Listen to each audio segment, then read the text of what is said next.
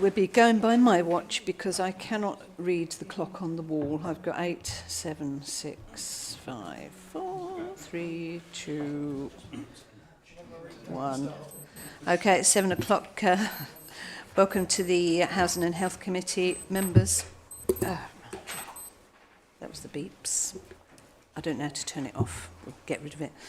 So, any members or officers in physical attendance with an electronic device, please mute it to avoid feedback. Is there a bucket of water somewhere just in case? Good, good, good. Any remote participants?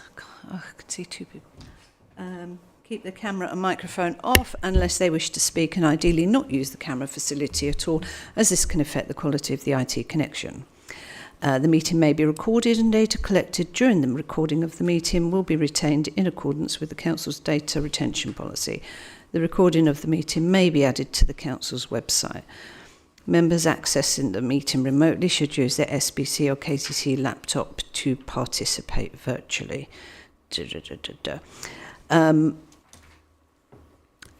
Welcome, obviously, to the people in the room, and I can see one visiting person, Kieran.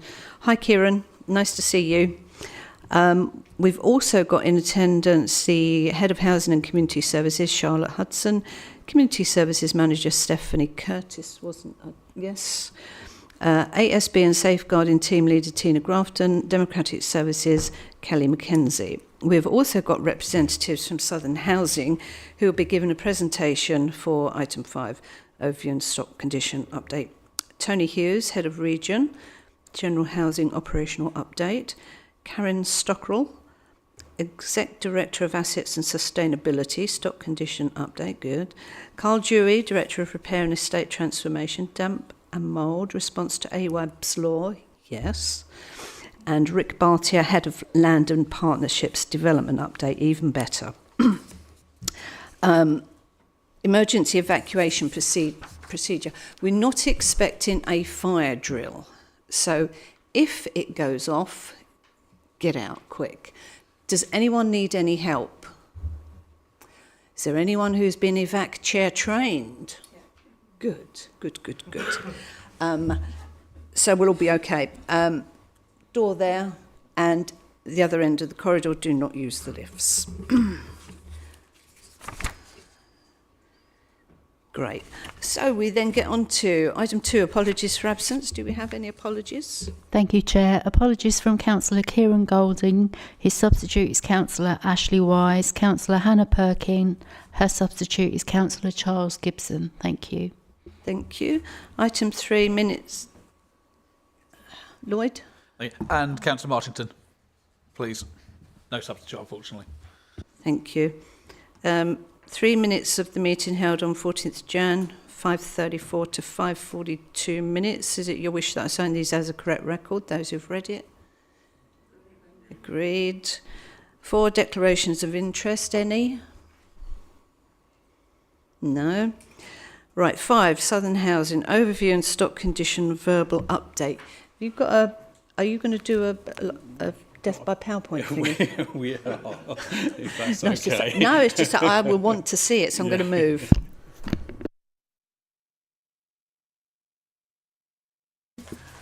Thank you, Chair. Thank you, members, for inviting us along this evening to this scrutiny committee. My name's Tony Hughes. I'm Head of Region for Southern Housing Group, and I'm responsible for the group's housing function in Kent and Essex.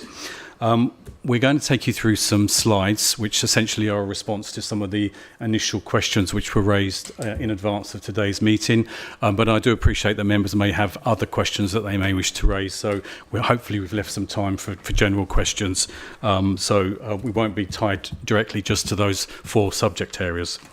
We're going to share the duties this evening, so there are 4 of us, as Chair has introduced earlier on, covering those 4 key areas. Essentially what hopefully we will do by the end of today is bring you up to speed with where we are at as an organisation at the moment, touch on some of the challenges that the sector is facing, but also hopefully take away some questions that if we're not able to respond to them this evening, then we will follow up after today's meeting, if that's okay. So I'm going to start, if we can go to the next slide. In fact, we probably need to go to the next slide, Southern Housing Profile. Thank you. So this is just a bit of context. I didn't want to make any assumptions that everyone knew where we were at as an organisation. But just as a reminder, back in December 2022, two organisations came together in a legal merger, Optivo and Southern Housing Group.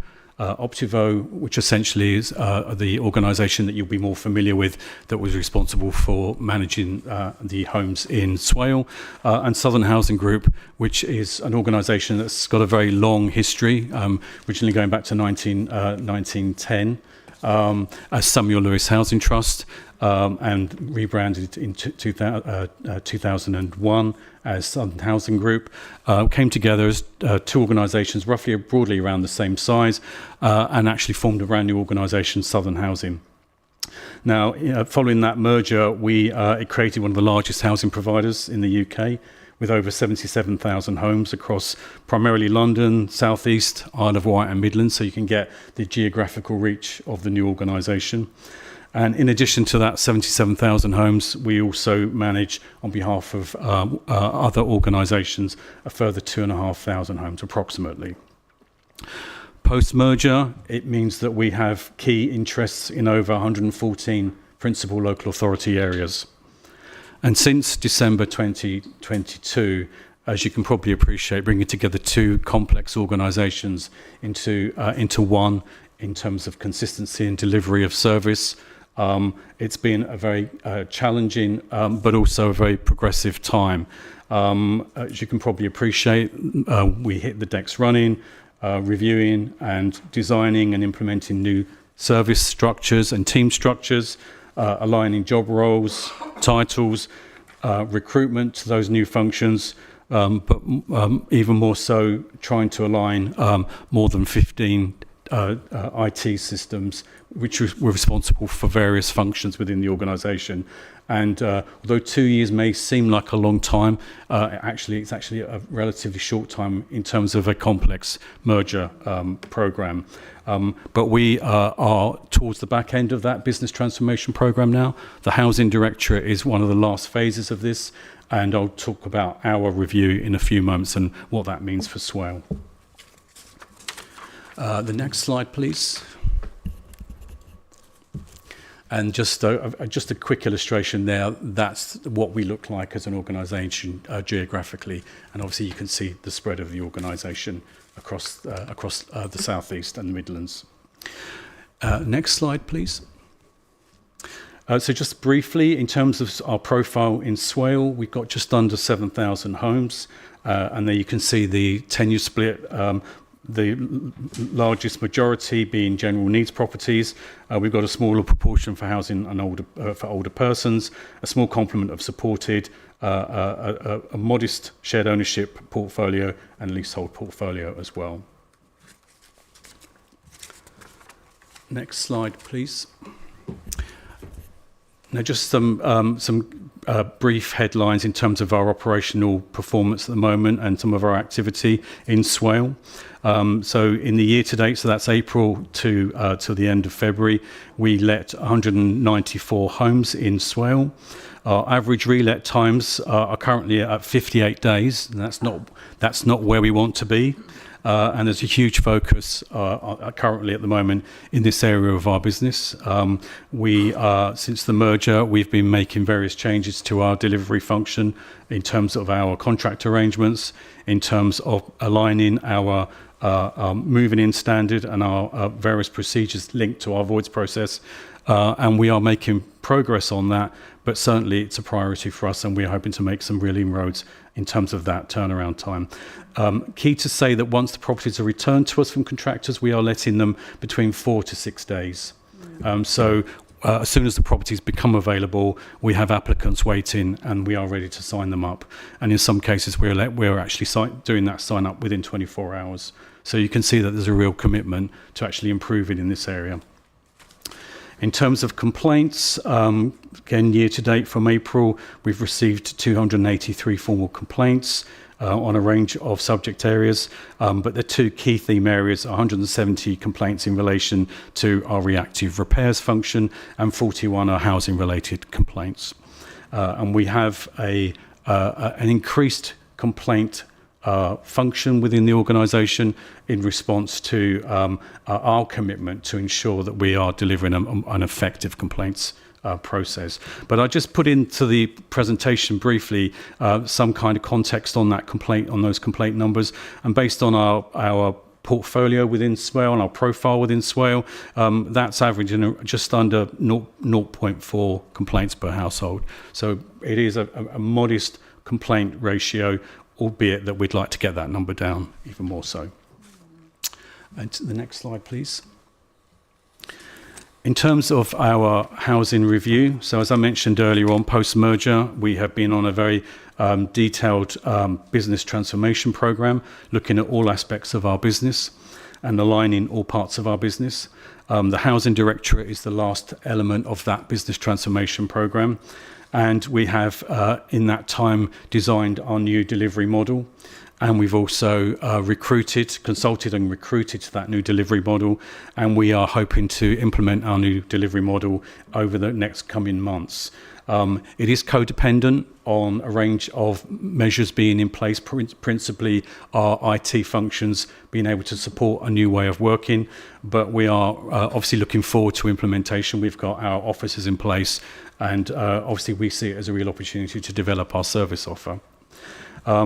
For the benefit of members, our Kent and Essex housing function will consist of 3 area housing teams.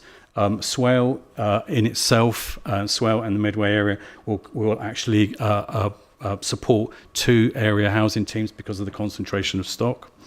And each of those area housing managers will be responsible for what we call local links. And that's a term we're using to try and embed a more localised approach to the way we deliver our housing function. In amongst those teams, we've also built in an increase in our housing officer complement. Alongside that, each of the teams will be supported by a tenancy sustainment officer who will be responsible and will lead on more complex casework, which includes domestic abuse. We will also, for the first time, have a dedicated regional lettings team. Currently, both our lettings team and our ASB team are shared resources with other regions. And this will be our first opportunity to have a dedicated regional team for both lettings and also for our ASB team. We've increased our ASB officer complement because we've taken a decision to actually move all of our ASB case management into a dedicated ASB specialist team, which we believe will deliver better outcomes. In addition to that, as an organisation, we've introduced a business-wide safeguarding unit, recognising the importance of safeguarding not just as a housing issue, but also across the work of our maintenance teams and our asset teams and of our other functions as well. And they will also be supporting our tenancy sustainment teams. And then finally, we've also introduced and increased our income visiting officer function and then also extended our tenancy fraud service. So we are really keen to get our new service up and running because we see huge opportunities and a new way of working. Next slide, please. And this slide here is really just an illustration of our tenant satisfaction measures for Swale. So essentially, the percentages and the dashboard data that you're looking at is a reflection of the perception of service from residents, our residents in Swale. So this is based on 230 responses. And this is a telephone-based perception survey as part of the tenant satisfaction measures. I'm not planning on going through each of those. Hopefully you'll have an opportunity, if you haven't already seen the presentation, to have a look at the presentation separately. But essentially, the tenant satisfaction measures are obviously measures that we look at throughout the business year. We look at it at an operational level, but it also enables us to drill down to a local authority level in terms of understanding our residents' perception of the service in various areas. what I would say is, for the most part, the satisfaction responses are good and strong, even strong in some areas. But we also recognise that there's other areas where we need to do more work, and we are doing that work, principally around complaint management. And we're starting to see improvements in satisfaction levels in this area, but we know that that will take time. So they were the key messages I wanted to share with you about our housing function, and I appreciate that I've shared with you a lot of information in a relatively short period of time. I'm going to pass you over to my colleague Karen Stockrell, who's going to take you in through an update on our investment priorities, but hopefully we'll have an opportunity to come back and just take some general questions on any of the slides or any of the information we've shared with you.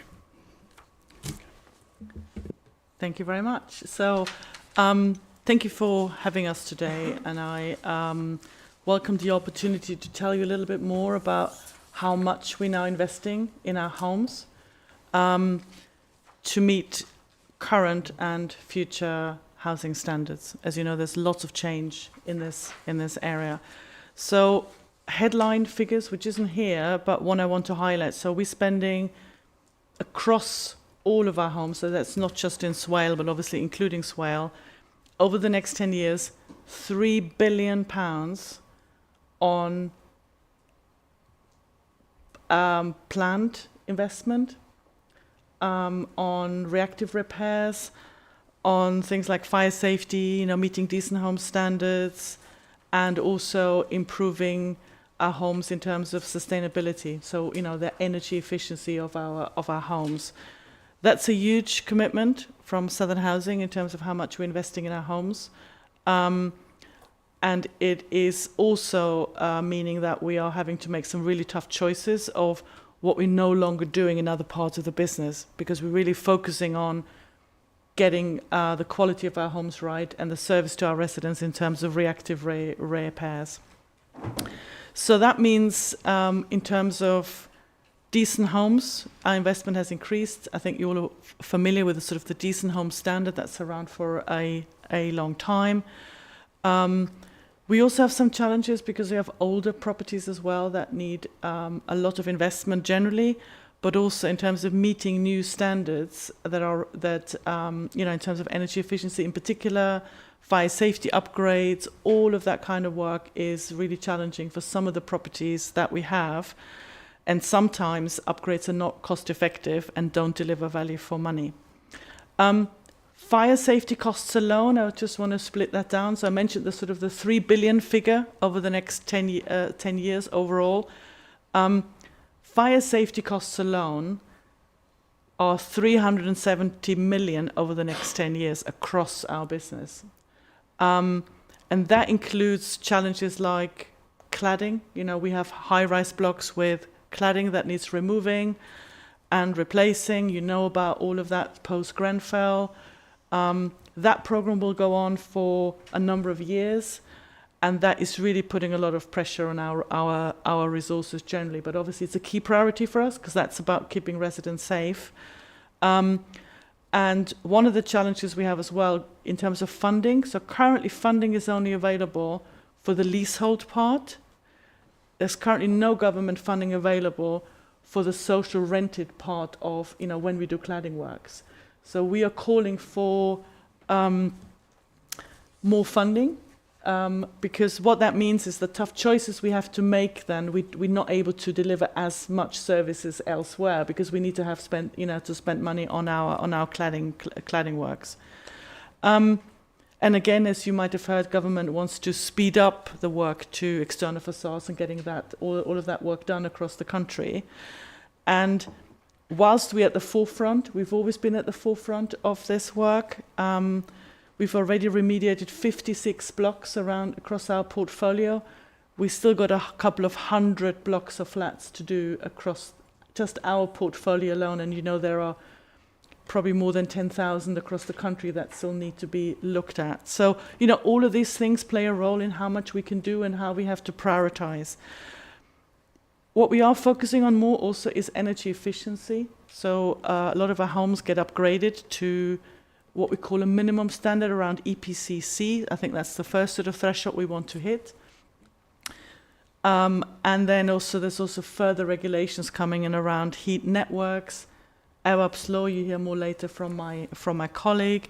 And we also know that government is reviewing the Decent Home Standard. So, the next Decent Home Standard that's being consulted on this year, we think. That will come in. And again, we are preparing for what that means and therefore our investment priorities. Can we go to the next slide? So we are undertaking regular surveys of our properties. So we currently, nearly 100% of our homes meet the Decent Home Standard. There's always a couple that don't. And that's not because we don't look after them. That's because we constantly do new surveys. So we're constantly checking. And then things come up that are non-compliant, and then we're fixing those. Yeah. So this is an ongoing process. In Swale, over 5,000 of the homes that we manage and own in Swale did have a detailed stock condition survey in the last 5 years. That's also a standard that the regulator is setting. We want to get that number higher. But again, that means we have a really good understanding of the condition of the properties that we own in Swale. And that's also then informing us what investment do we need to make. So all these surveys are not just the tick box. They are telling us where do we need to invest, how much money do we need to spend, where are the priorities. And also our surveys are very comprehensive. They also look at HHSRS standards as part of the scope of those surveys. So we're looking at things in quite some detail. But obviously we're not just doing those surveys, we're also going into the properties on a regular basis for all of our compliance activities, gas servicing and so on and so on. So we are in our properties on a very regular basis. And we have eyes on the properties. It's not just desk-based, so we understand the condition. Some of the figures I'm sharing here is just giving you a high level, the kind of spend we have currently in the business plan for key elements like bathrooms, doors, kitchens, roofs and windows. There's obviously more areas we're investing in. This is just a snapshot of what is currently in the program for our homes that we own in Swale specifically. This gets refreshed every year as we do stock condition surveys, so this is agile in that sense. But it just gives you a little bit of a flavour of the kind of investment that we're making in the homes in Swale. Can we go to the next slide? Now, something I know is at the our residents are really interested in is what energy efficiency standards our homes are meeting. Because that is having a direct relationship to affordability. How affordable are the homes if residents have to pay high amounts for heating their homes. So we've retrofitted nearly 669 properties in Swale to date, where we upgraded them to EPC-C. And we have obviously plans to do more. We have another around 500 homes in our current program. We focus on fabric first, so we want to get the insulation levels right. As part of that, we're also looking at ventilation as well, because sometimes if you get that wrong, then my colleague here will have to deal with more damp and mold cases. So we're really looking at that in a holistic manner. And we have further investment in the next couple of years in retrofitting and upgrading our homes to meet energy efficiency standards, because that is making a big difference to residents. And we had some fantastic feedback where we have done that work, what difference it has made. One, in terms of the comfort, but also in terms of how much more money residents have in their pocket, because they don't have to spend so much time, so much money on gas and electric. So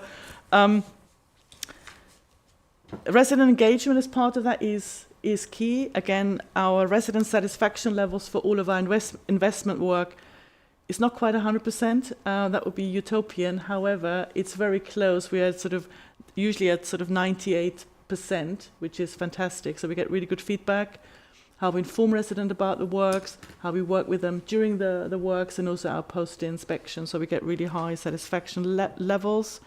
And I hope that's given you a bit of a flavour of the kind of investment we're making, the kind of pressures we have, and what we're focusing on. And obviously, there's more on Arab's law by my colleague here, by Carl. And again, you might have questions afterwards, or if there are any other questions after the meeting as well. We're happy to answer those. I thought we'd go through it. I've made notes of them, and then if you don't ask the questions, I will. So Thank you. Thanks, Karen. As everybody else said, thank you very much for having us. So just to remind, my name is Carl Dew. I'm the Director of Repair and Estate Transformation.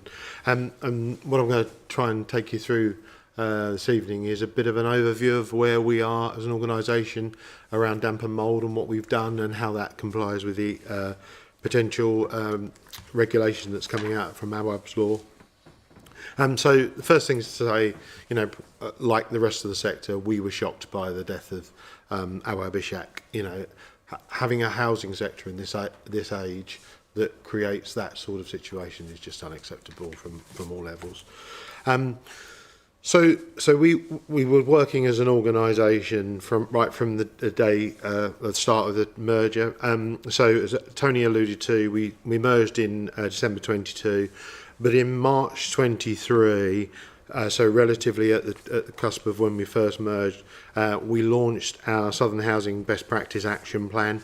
And what that was formed of, it was based off of the Spotlight report done by the Housing Ombudsman and the 26 recommendations, and how as an organisation or the sector as a whole could meet its criteria, responsibilities and criteria around dealing with damp and mould by following the recommendations of the Spotlight report. Both legacy organisations had those Spotlight reports in place because they were published in 21.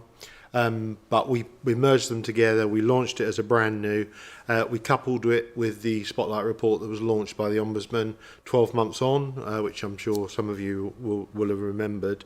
And it's very much around, this is our real commitment. This is, you know, this is our external focus to all of our residents in their homes around what we can do to deal with damp and mould and the processes. So what we also did in March 23, we also created a standard operating procedure so that everybody was very clear about how we would deal with damp and mould, the reports of it, and I'll talk about the categorisation that we use shortly. We followed that up very quickly in May with an overall framework.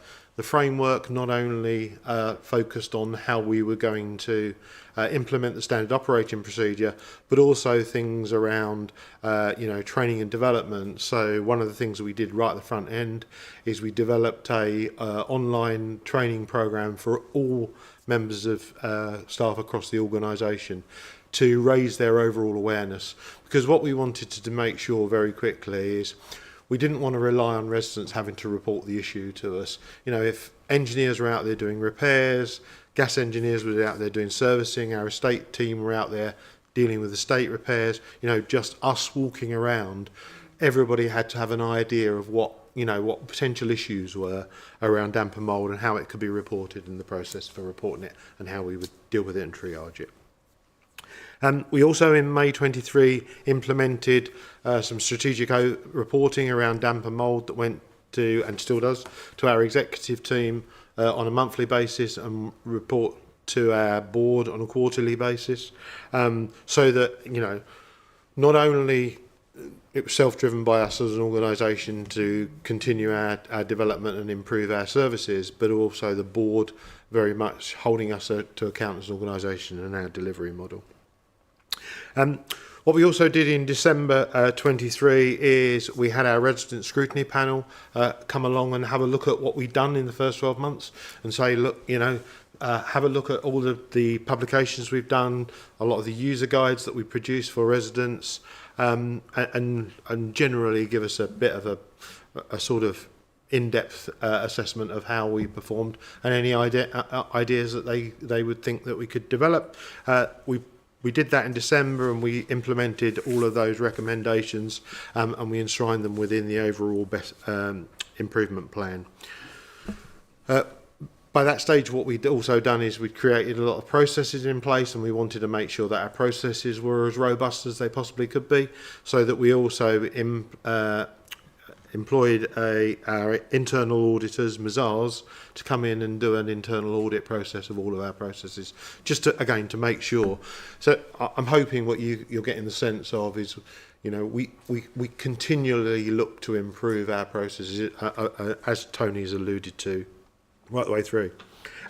What came out of the resident scrutiny panel report and what focused on Mazars is we had really robust processes in place for damp and mould across the organisation, but it was very reliant on our individual regional repair teams, how that was being delivered. So whether the process was consistent, it was down to individual repair teams. So what we did as part of the sort of feedback from the reports is in January 24 we created a dedicated damp and mould team. And as you can see there, it was reported directly to me as the director for it. We had a dedicated project manager, 8 specialist surveyors who are completely enshrined within specialist damp and mould, ventilation, some of the things that Karen alluded to earlier on. And we've got dedicated case handlers. And I'll talk a bit about the process as we go through from that point of view, because that all works within our framework. Thank you very much. So I won't go into the detail of the framework per se, but just wanted to sort of walk you through the process. So what we've done as an organisation is, as soon as we are identify any damp and mould, whether it comes through our voice channels, through residents contacting us, or through us seeing it out on the schemes, it immediately goes into our damp and mould team through our Dynamics communication system. And the initial thing we do within the first 48 hours is categorise the extent of that damp and mould. And we have 3 case categories. Category 1 is it's a significant risk to the people living in the home, significant mould, but significant underlying vulnerabilities which we need to deal with. And we will deal with that immediately. That could be that actually we immediately decant those residents from that home, whilst we have to deal with the treatment of it, but actually get them into the right place. We have a category 2 categorisation, which is very much around relatively significant levels of mould within the property. However, there's no underlying health conditions in the property. So we can deal with that mould within the property, and we have timescales around that. Our intervention period is within 10 days, so we want a surveyor to go out within 10 days. And you'll remember, obviously, as part of the consultation on Awab's law, that was the principle around that. We have a 6-week window of intervention. If we can't deal with it and rectify it within that 6-week period, it gets escalated to senior management, and we then work out what's the next part of the process. We have a category 3 damp and mould process. Category 3 damp and mould process is a low-level damp and mould. It's the kind of mould that you get around silicon seals, around bath or window reveals, that sort of stuff. Relatively low level. It's dealt with by our repairs, all within our 28 working days process. And in fact, since we implemented the framework, we've published new responsive repair policies, and from April onwards, our responsive repair period goes down to 20 working days.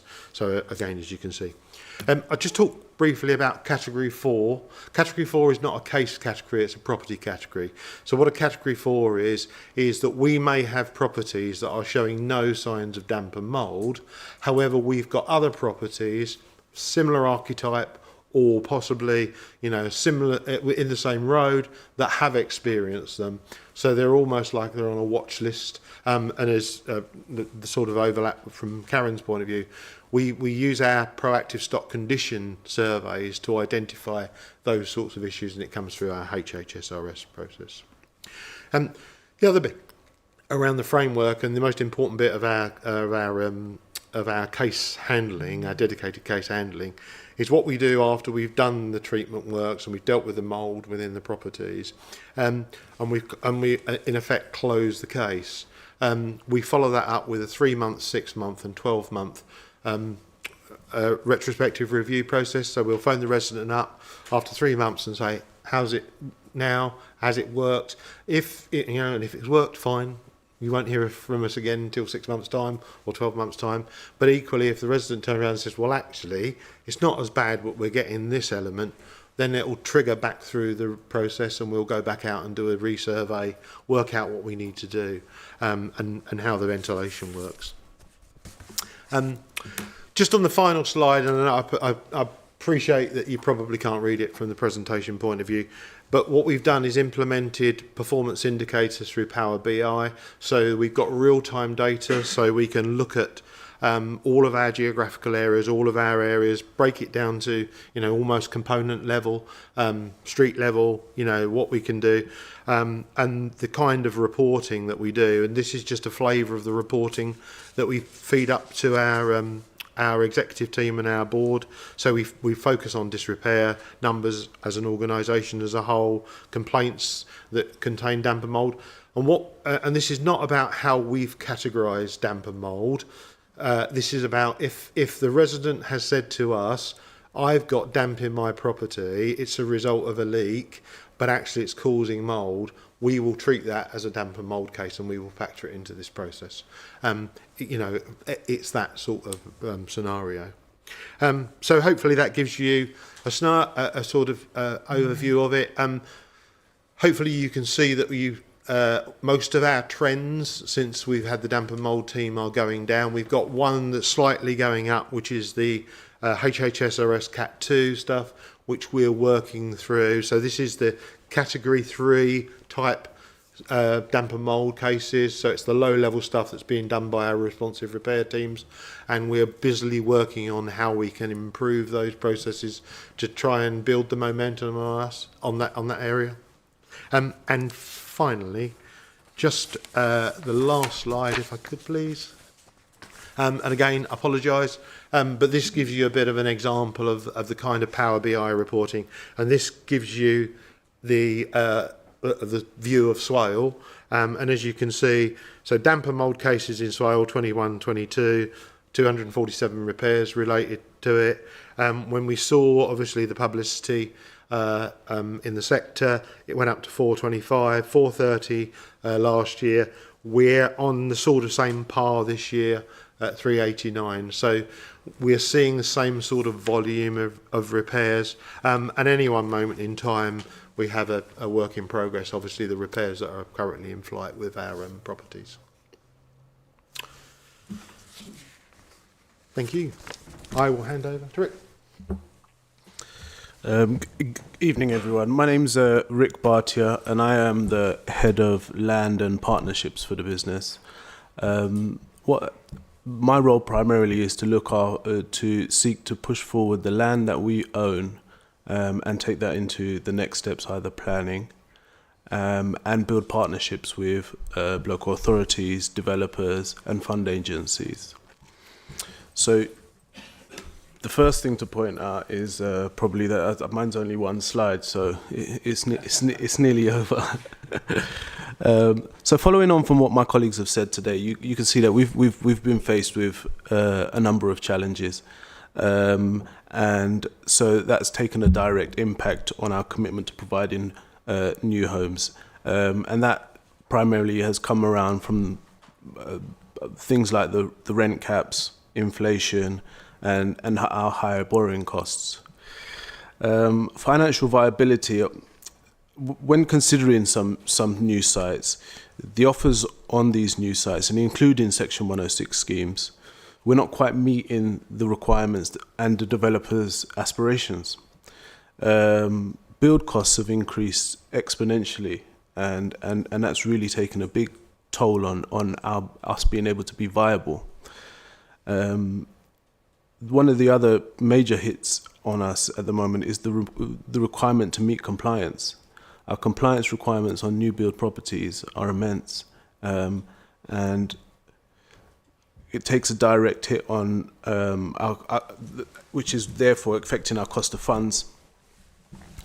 Our quality standards, the standards that we kind of see, these like Section 106 homes, etc., they often require us to further push at the developers to take it to a next stage in the standard of these homes, which further affects our viability, which broadens the gap again.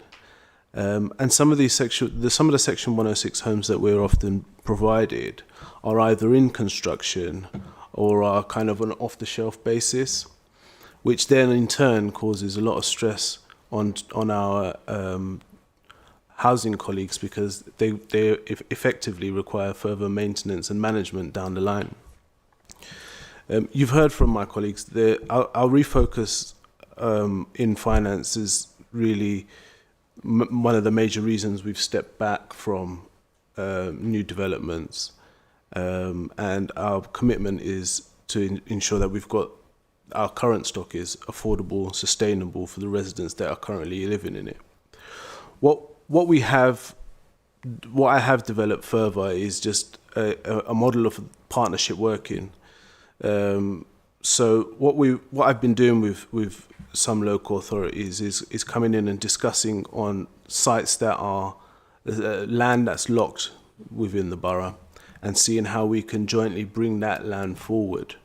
And Southern Housing are able to kind of provide a development management type service to bring those sites through planning and then onto site to further grow in the borough. And that in a few other local authorities is proving to work quite well. So I'm working with some of the development colleagues in Swell to kind of bring those meetings forward and to identify sites.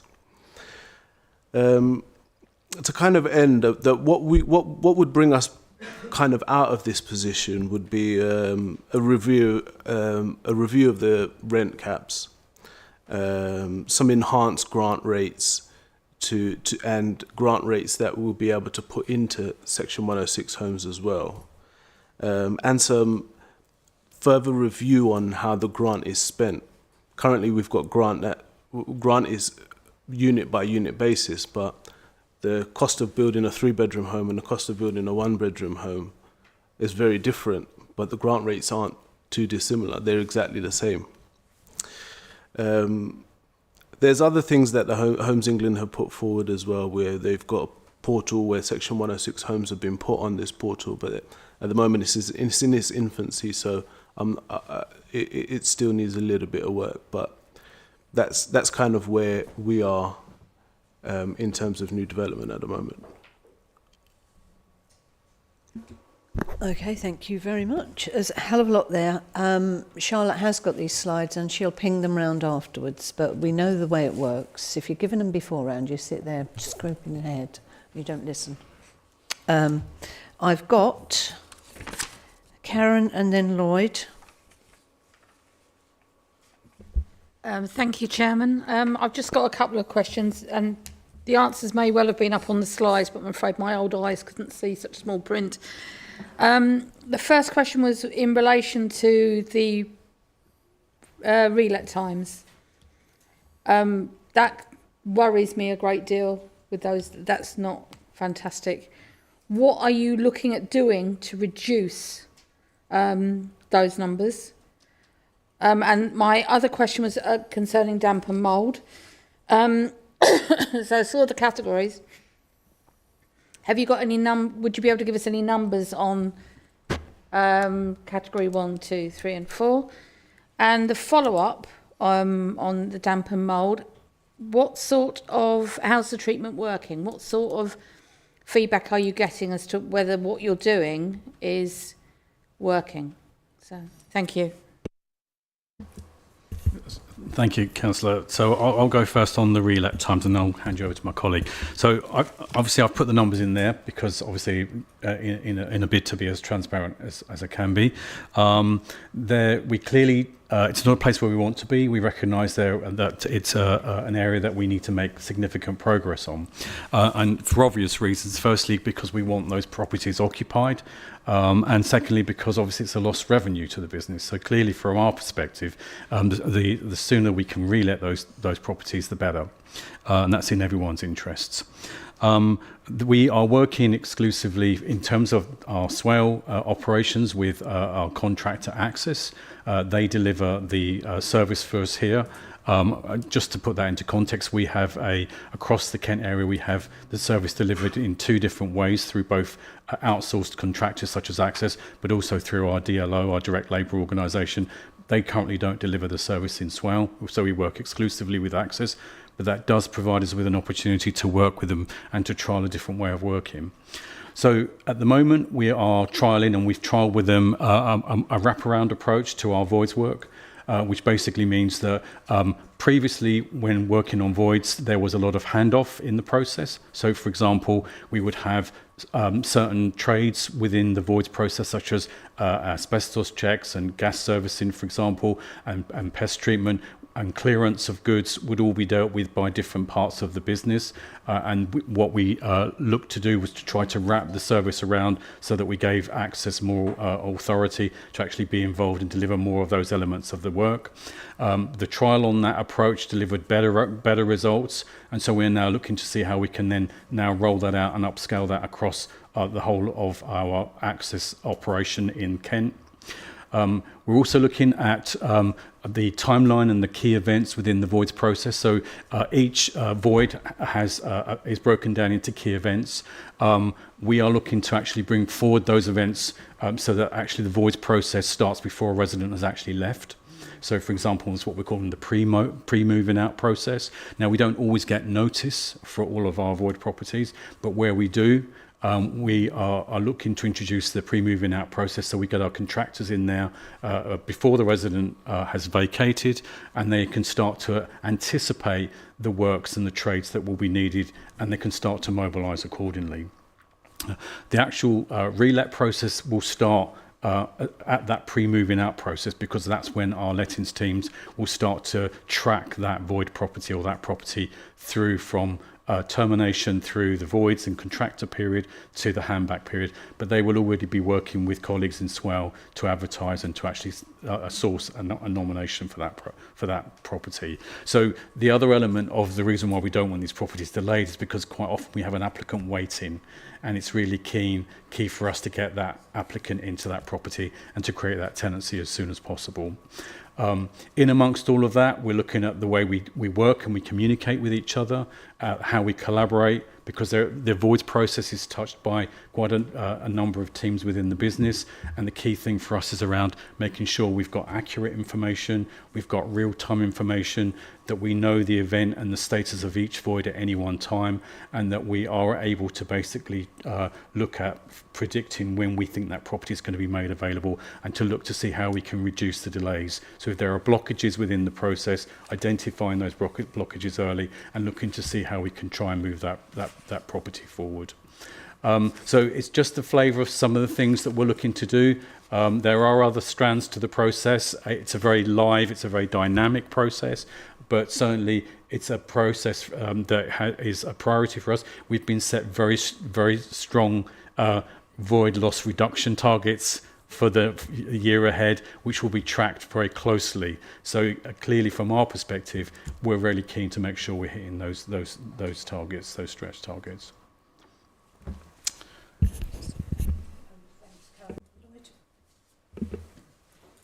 Thank you, Chair. Thank you for the presentation. Was there a Sorry, follow-up? Chairman, I had the damp and mould question. Sorry, Lloyd.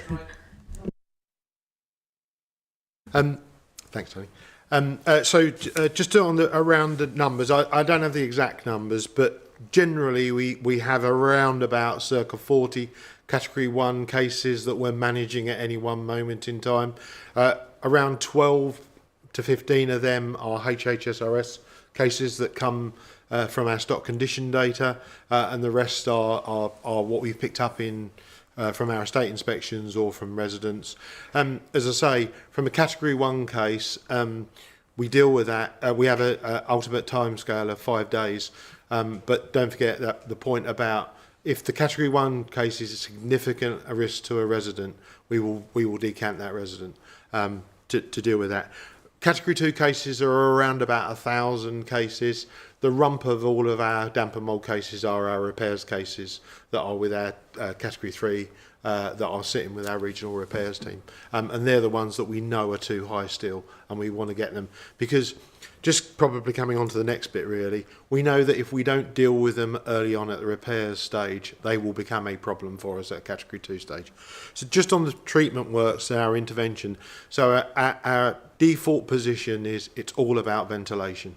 So if we get the ventilation right in the home, we know there's no chance of mould growing in that home. So what we tend to do as our sort of default position is we'll go in with fancy bits of technology. So we use anemometers and stuff like that. So we'll check extraction rates, trickle ventilations, and we work out exactly what we need to do to create a perfect environment within the home.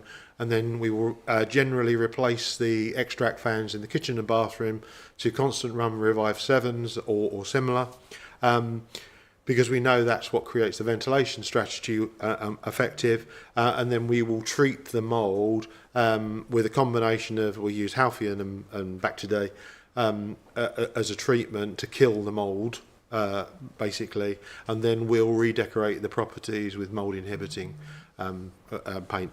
And of course, we know that as long as the ventilation strategy is there, mould will not grow. If we get rid of the humidity within a home, there will be no mould growing in that home. Lovely, thank you. So you've done all that, but I'll get quite cold. So I've gone round with my masking tape and taped all these gaps up. What are you going to do about it?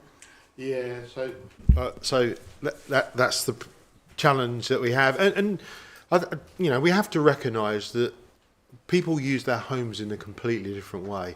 You know, you went on to some of our schemes 20 years ago, and you saw washing on the drying areas in the communal areas. You saw windows probably wide open. You don't have those. You know, that doesn't happen anymore. So that's why our ventilation strategy around the Revive 7s. It doesn't matter, you know, it doesn't matter per se that you tape your windows up, as long as we can create the airflow through the trickle vents or through a 10mm gap under the door as to be able to move it around. Because ultimately, your kitchen and the bathroom are the two areas you create the moisture in. You know, if you leave that moisture in the property, it will condensate on your cold surfaces, your external walls. It will create a perfect environment for mould to grow.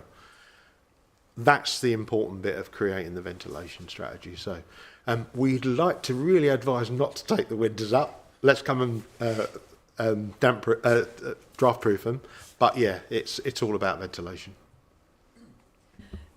Just before we go off that, I suppose what I'm getting at is that if you as a housing association, all the housing associations do their absolute best to, right, I've got rid of it.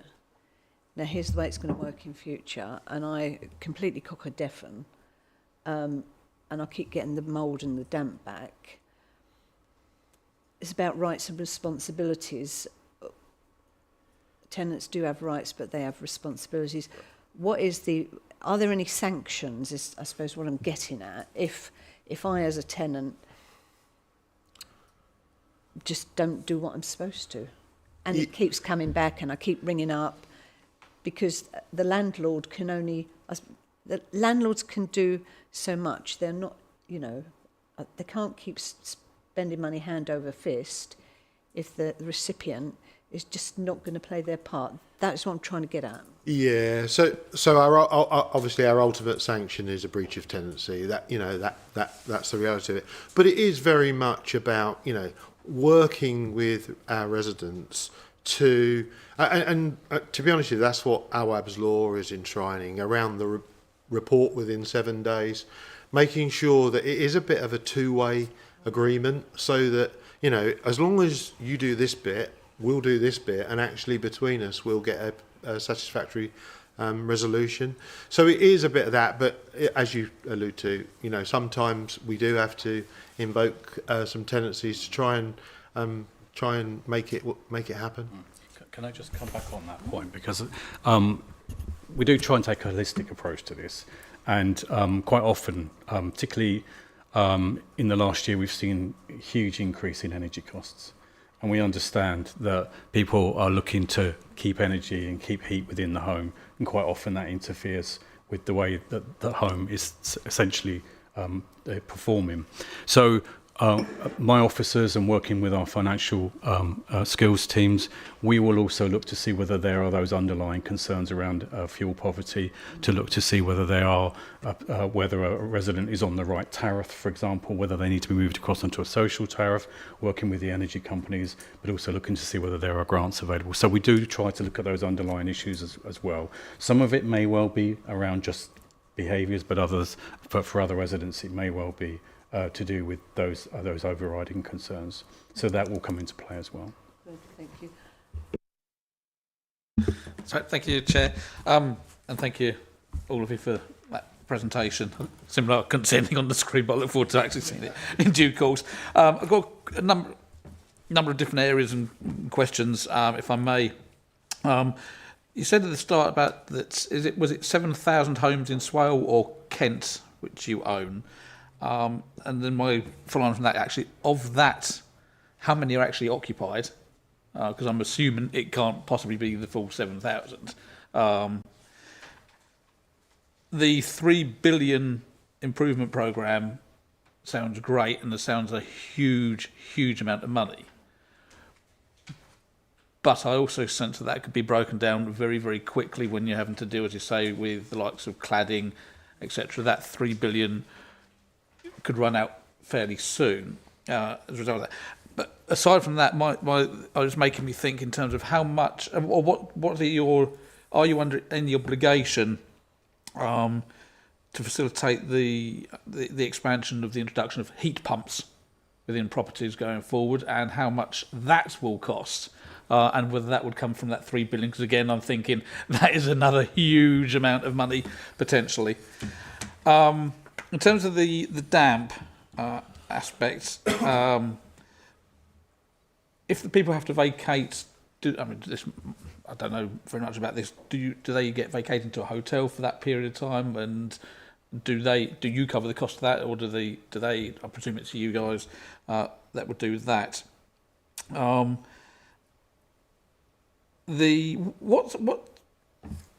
measures are in place? And I'll say this in the nicest sense, in terms of, and I call it the appropriateness of the property to those who are living there. So, for example, do you check on for if you have, say, a couple, husband and wife or whatever, that may have a 3-bedroom house, but actually there's no actual real need for them to have a 3-bedroom house at the expense of potentially other people. And 2 other quick ones, staying with, you're talking about the damp. What provision, because there's a killer out there, and that also is not necessarily damp, it's asbestos. What provision do you have for monitoring that to make sure that doesn't become the next damp or mould case? Because there's a lot of it still out there, whether it's in houses or outbuildings within properties. And the last one, slightly tongue-in-cheek, but out of interest, devolution. Does that present opportunities? Does it make no difference to you whatsoever, or is that a cause of potential concern for you from a housing organisation? They're my lot. Thank you very much. In any order you like. I'll take the 2 housing-related items, and then I'll pass you to my colleagues. So unfortunately I haven't brought the occupancy rates with us, but I'm happy to do that after the meeting if that's okay. What I would say, obviously most of our homes, these are by the way Swale, not the numbers for our portfolio in Swale, just to clarify that. Most of our homes are occupied because, as I say, it's in our interest and in terms of our partnership as well to make sure we keep those properties occupied. Where we do struggle sometimes is in certain tenures. So, for example, housing for older people can sometimes take longer to let, for example. So on some properties we can let it on the first applicant. On other properties we may actually find it takes 2, 3 or more offers before it's actually occupied. So sometimes that that has to be built into the turnaround time for that particular unit. But the focus is always on making sure we can identify an applicant and get that applicant to view and to sign for that property as early as we can. But what I'll do is I'll provide you with the occupancy rate as a percentage. I don't want to give you a glib figure as part of this process, but I will follow that up afterwards if that's okay. Your other question was, which I've written down under occupation, is I think the question was referring to.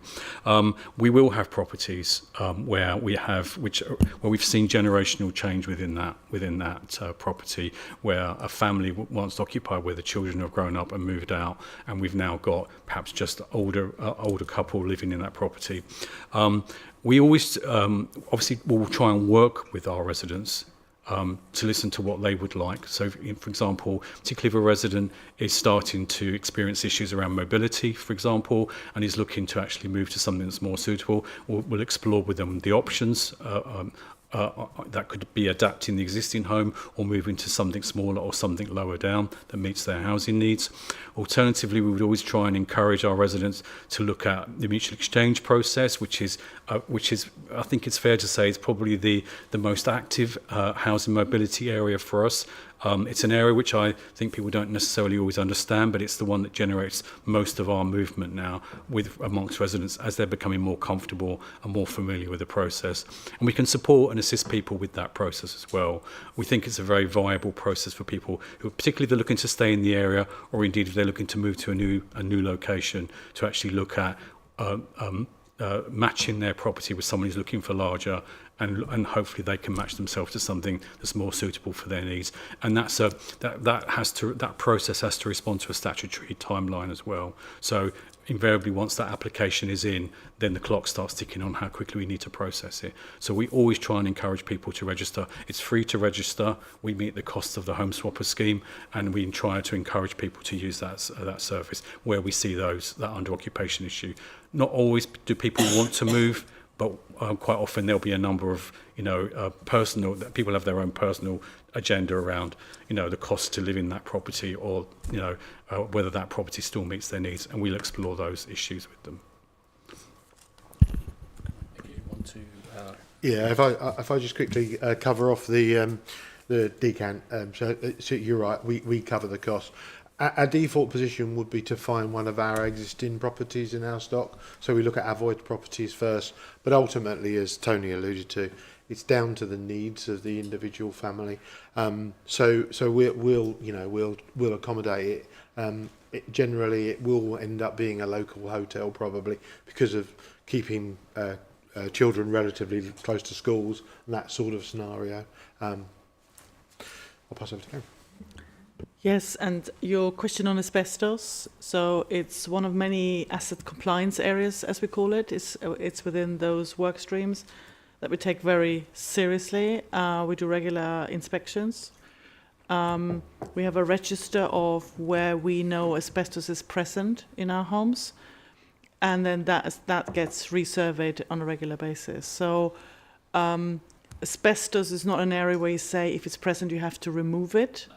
It's more about that you don't disturb it, and that whoever works on our properties that understands where it's present, they all asked to regularly assess and look at our asbestos register before they do work to our dwellings, whether in residents' homes or in the communal areas.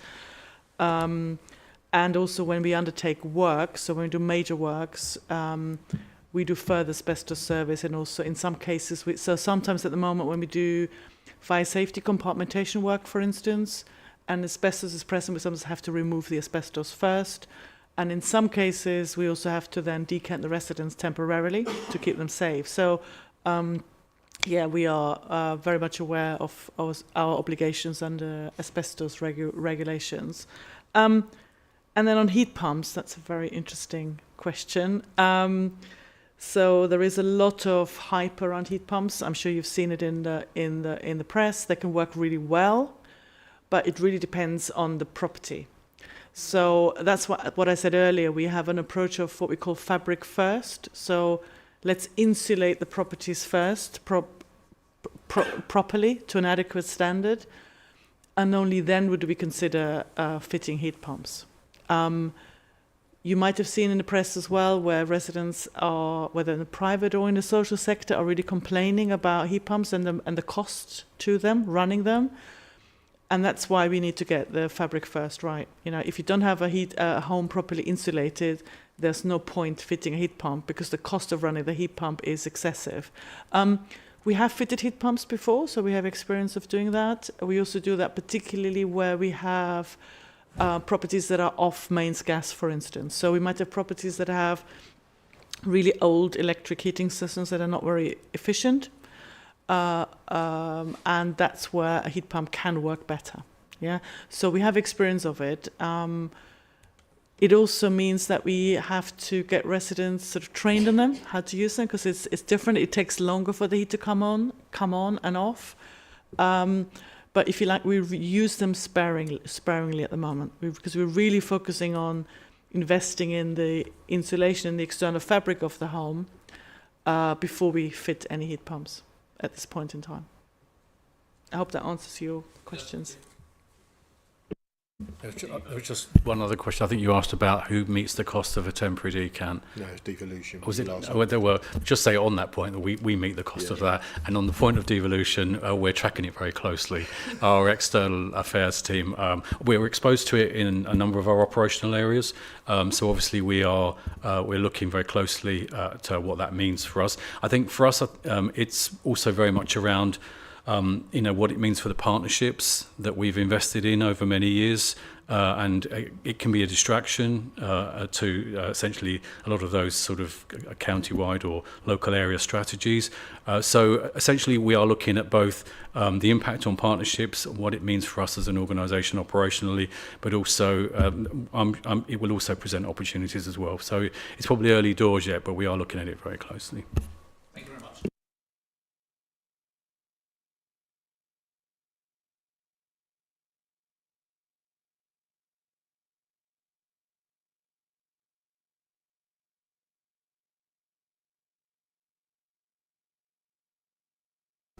Do you have any figures for the savings that the residents get after retrofitting?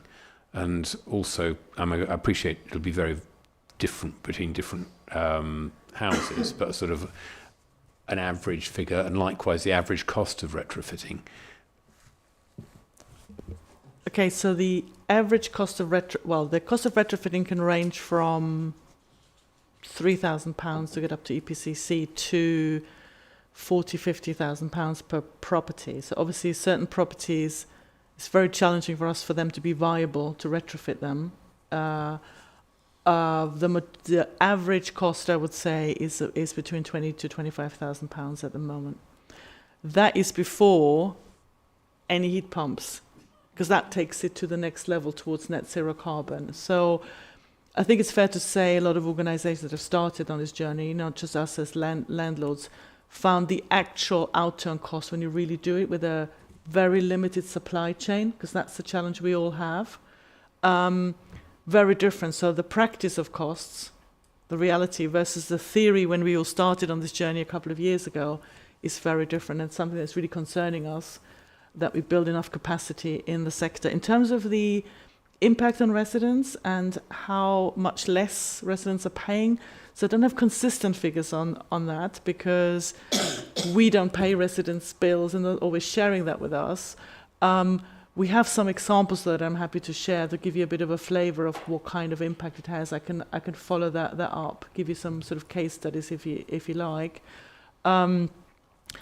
We have comments from a recent program where residents were saying it made such a difference. They could save all year after we retrofitted, and for the first time they were able to save up for a little holiday. You know, it's things like that, the kind of stories of what is actually different, what the difference that it's making, and people not being so worried when the winter is approaching, because that's the issue with the recent price hikes.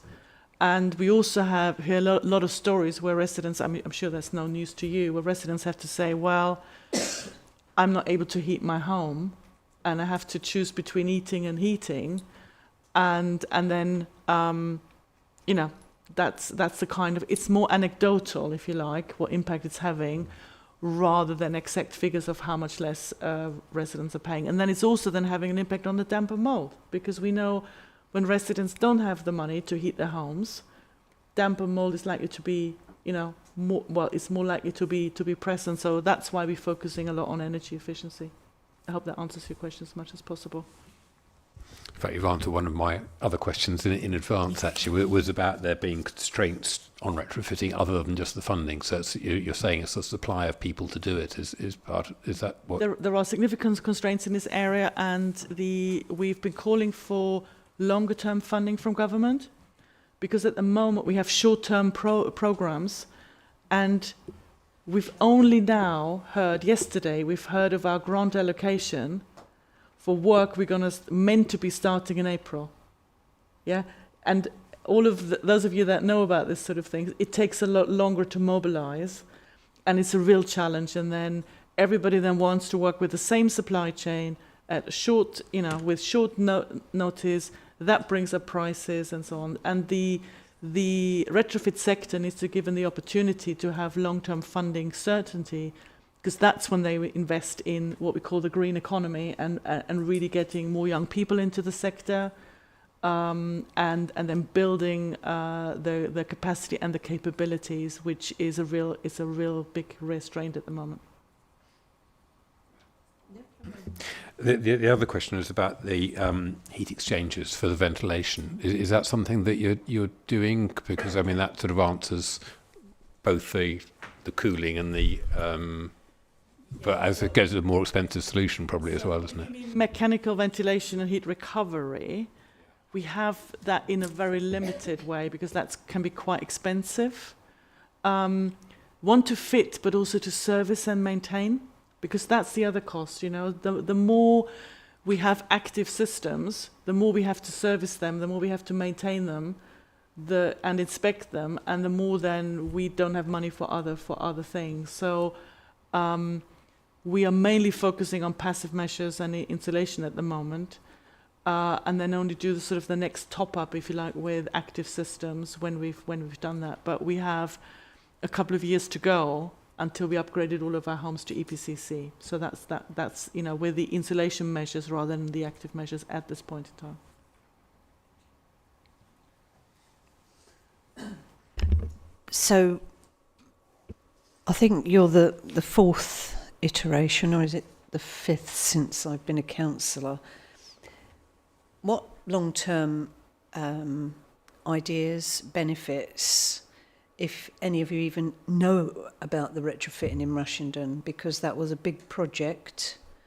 It was a foreign title because it was joint funding with some EU project. It was called Energy Sprung?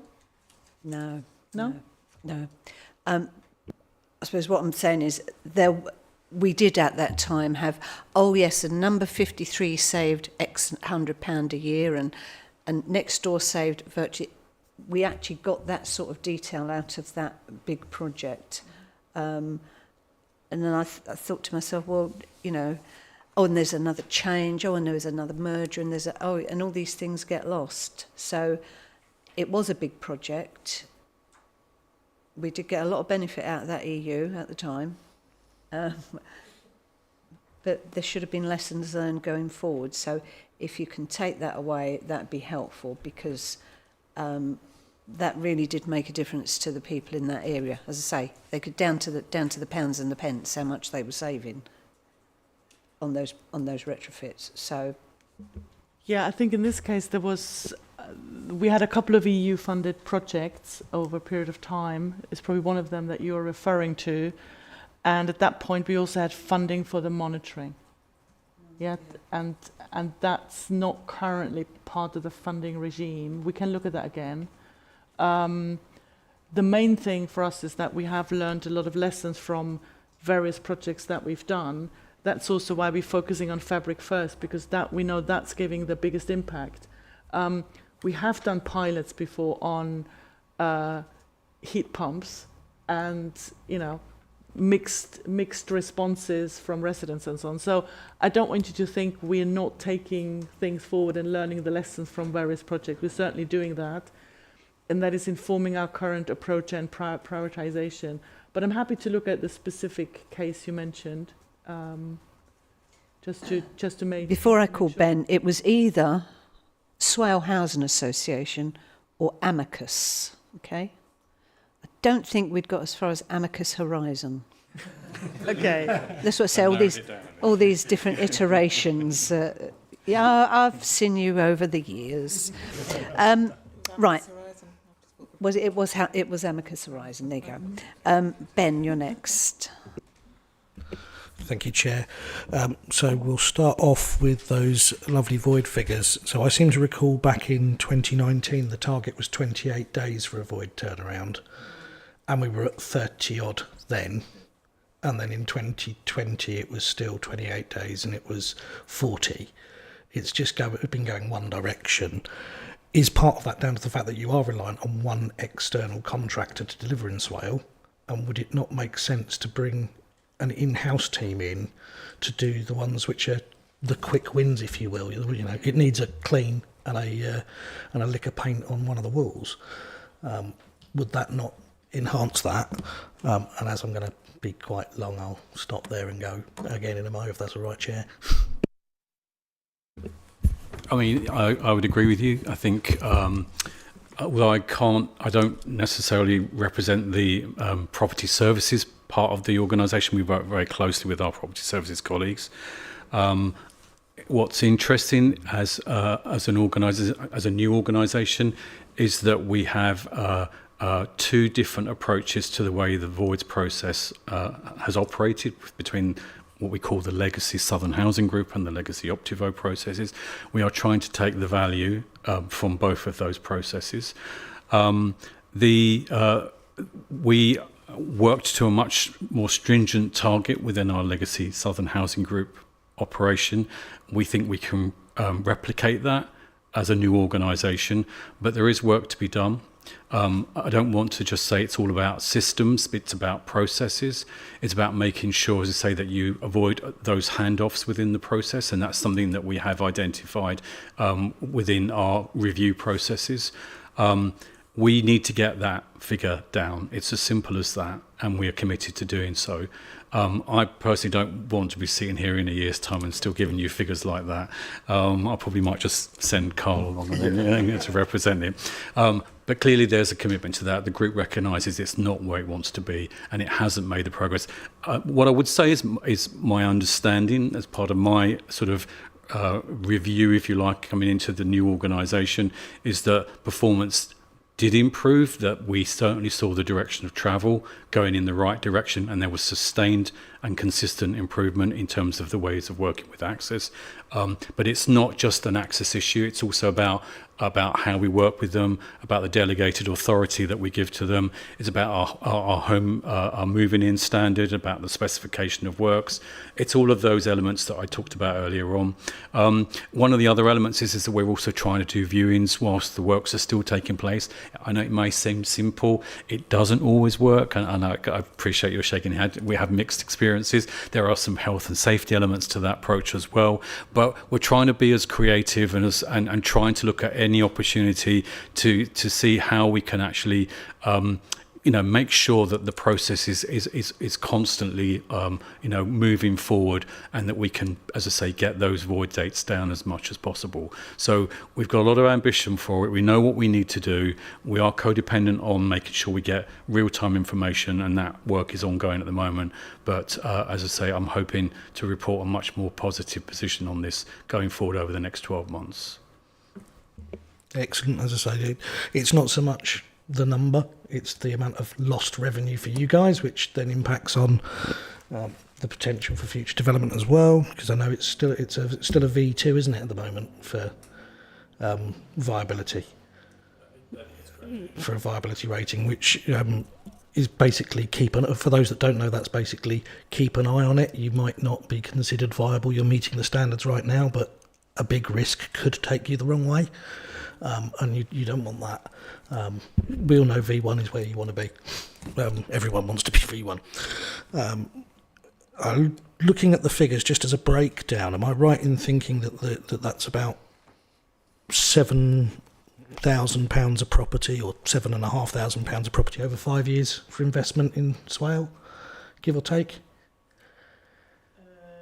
So you mean the 54 million? That would be the 54, yeah. Oh, sorry. So the 54 million is over the next 5 years. That is Swale specific. Excellent, that's fine. That's about on par with And- the sector, I think. And again, that's just those areas. There are obviously other areas we're investing in. I just wanted to give you high level on some of the key components and give you a flavour of the spend. Excellent. In terms of the systems, yes. In terms of air source heat pumps, yes, you've got to have the right insulation first. It doesn't work without. What I would check, obviously, if you do install an air source heat pump at the moment, it has an adverse impact on the EPC. So I can quite see why you wouldn't want to be installing them if you're trying to get to C. Where they are being fitted, are they being fitted with solar, so that it negates that and gives the saving back to the customer, or? So the actually quite the majority that we have fitted were fitted together with solar. We have them in that combination. Not all of them, but quite often we have them both of them together, particularly when it's off gas. Just for fun, because I always mention it, when you're doing the bathroom regens at the moment, are you including the installation of wastewater heat recovery systems, which is a passive system? Not at the moment, no. Is it something you might want to look at, because it's only about £400 a unit? So £400 a unit times how many we do, there are, it's just not viable for us at the moment. So we've been, I mentioned earlier a couple of the challenges that we face, but we obviously have lots of new standards. So we moved from things like our electrical certification. So we moved from doing them every 10 years to every 5 years, in anticipation of new regs that are going to come in, also hitting the social housing sector. I think that's a good thing, because a lot of fires and other things are linked to, the state of electrical. So to check them on a regular basis is fine, but again, that has a financial impact. You know that the smoke and CO alarm detector regulations had come in, so we need to make sure we check and install them where they were missing, but also check them on a regular basis. And I could probably be here for the next hour to tell you about all the other extra standards under door checks on fire safety, etc., that have come in. All of them have a price tag, and that's where our challenges and our pressures are coming from. And that's also where we as a business had to decide that we're in a different position with new development. So it's a toughest thing for us to if you like, stop new development activity when that's what we're all about, But we have a period of time now where we have to fix the things we need to fix on fire safety, and therefore focus on our existing stock. That's our absolute priority, because we have a duty of care to our existing residents, and that's why we have to make tough choices. So I would love to invest in other things, but we don't have that flexibility at this point in time. I mean, to be fair, that is for existing stock, but I understand you've not got the funding in place at the minute for that. There was a mention of social tariffs for energy. There are no social tariffs for energy anymore. There's only the discount rates. Sorry, I'm a sustainability advisor. No, that's okay. I'm not an expert in this area, but I bow to your knowledge on that. But our financial skills officers do work closely with the energy companies, so they will be looking and reviewing those tariffs. And I know that there are, depending on the companies, that there will be tariffs which will work better for certain income groups. So again, they will do some more intensive working with residents where that affordability issue exists. And of course, they can get their debts written off if they're actually contributing towards paying it, so, which is always nice. There was mention on the damp and mould around the focus being ventilation. That is great if the cause is in the kitchens, the bathrooms, etc. But what certainly I've seen on more and more in terms of the residents coming to me with is it's in bedrooms, because they're not being adequately heated or they're not adequately insulated. is there a focus on getting that sorted as part of that damp and mould? Because and overcrowding as well is the other aspect to it. If you've got, I'll take a property without mentioning it by name. There is a property on Macnail Avenue, and I know there are plenty of them there, which I think I brought up way back in 2019 and 2020, severely overcrowded. There was nowhere to relocate to. It was just black mould in every room, with autistic children in it. So, yes, ventilation is an important step, but it's also those other elements that need to have that focus too, if it's going to be resolved once and for all. 100% agree. And ventilation is probably our default part because we know the humidity levels. But you're right. We need to look at all sites. So we use hygrometers in the property to monitor ambient air temperature and all that sort of stuff to try and get a real flavour. And going back to Tony's point, if we think that this is about affordability of heating, it'll be the damp and mould team that speak to the financial inclusion officers, or refer it to our capital investment team around retrofit works. We're doing a massive survey process at the moment on the Isle of Wight, because we've got 3,500 properties on the Isle of Wight. Very similar sort of scenario where retrofit team are out there. We're supporting from a damp and mould point of view, but it is, the real challenge we've got is we've got lots of properties that are probably the wrong type of property these days, and we really desperately need to build new properties in the right type of way, because we've got this difficult position that until real funding comes along to be able to support that, we're going to challenge. Lovely. And the final one from me is garage blocks. We see quite a lot of them that are in poor conditions across the borough. Borton, Love Lane, Reedland Crescent, just to name the first three that I can think of. I'm thinking Colonel's... No, it's not Colonel's Lane. Oh, what's it called? It's gone from my mind. It had a relatively new block of flats built up there a few years back. Off of Bull Lane, the Cheltons. There we go. Thank you, Alistair. Your patch. So, whether or not there's thought process for some of those, whether they could be redeveloped into Z-Pod sites, for example, so that they're not just left derelict, or whether they're removed and made so that they're not used by the local hoodlums, would be really useful. I can answer that one. So.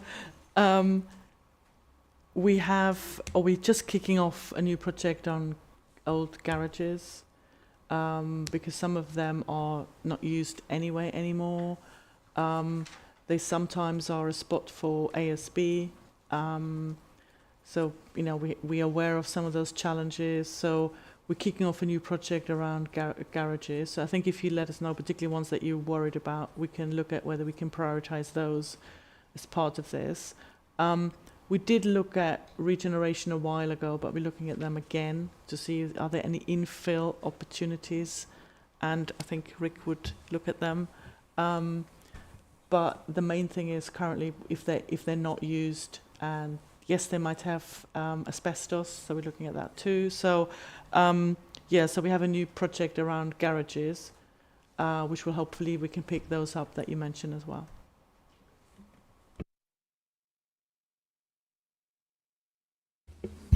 Thank you very much, Chair. A couple of them have been answered now following Ben's questions.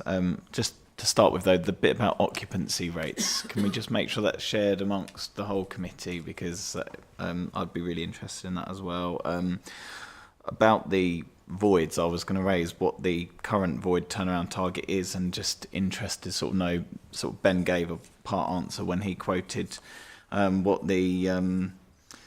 the timescales had been previously, but I just wondered what the difference really is between the turnaround time when it was Optivo for the Swale properties and now.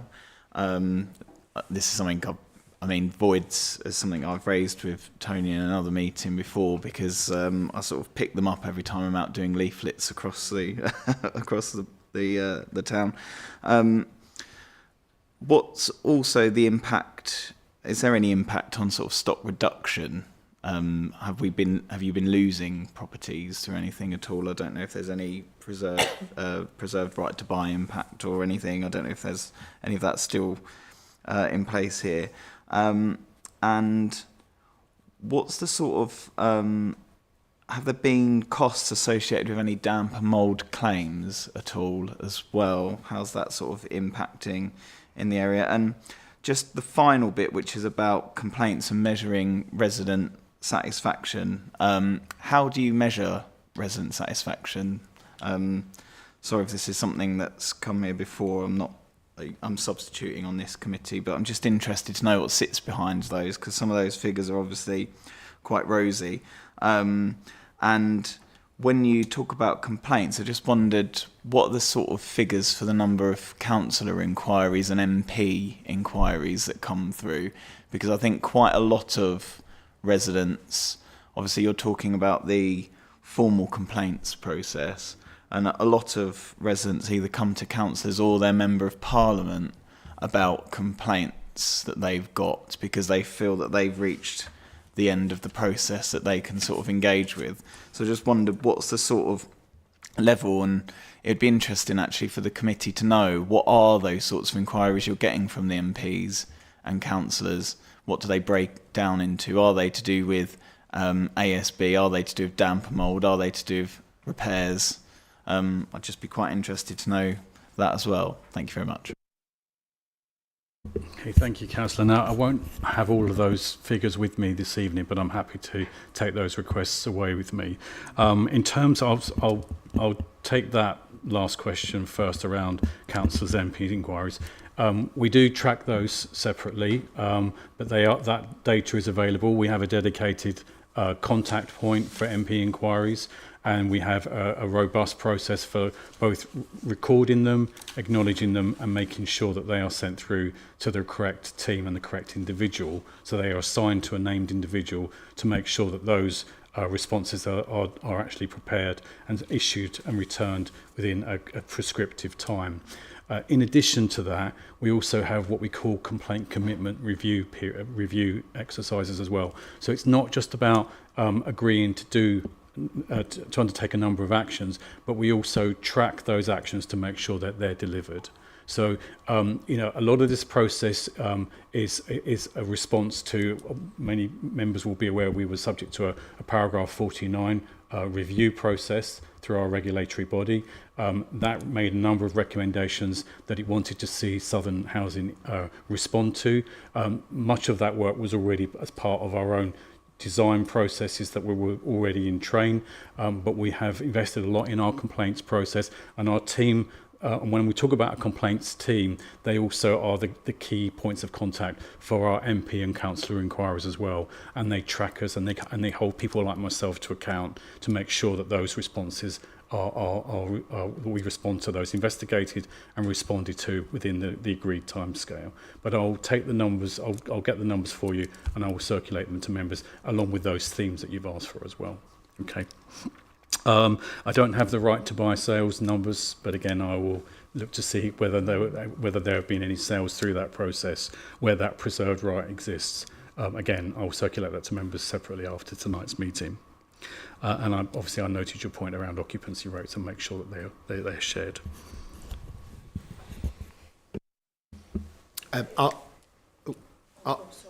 I can pick up on the satisfaction question.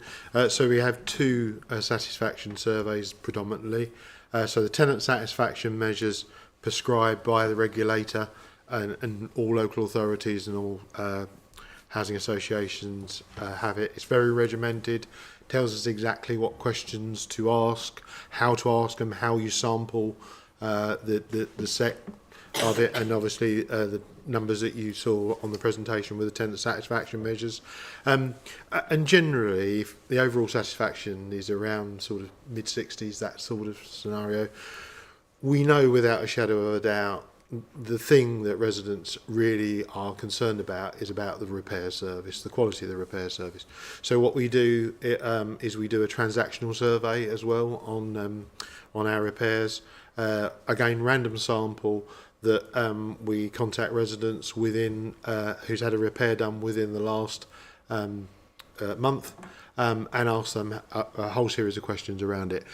If you look at our transactional satisfaction surveys, and it's all published on our website, that's considerably higher. We're up around 88% of our repairs transactional satisfaction survey. We know that tenant satisfaction measures are very much lag indicators, so we've got to do lots of the good stuff so that we change long-term perception. But just going back to your colleague's point around the repairs, we're doing a massive exercise on the repairs. We have a group-wide repairs transformation program that we've just initiated.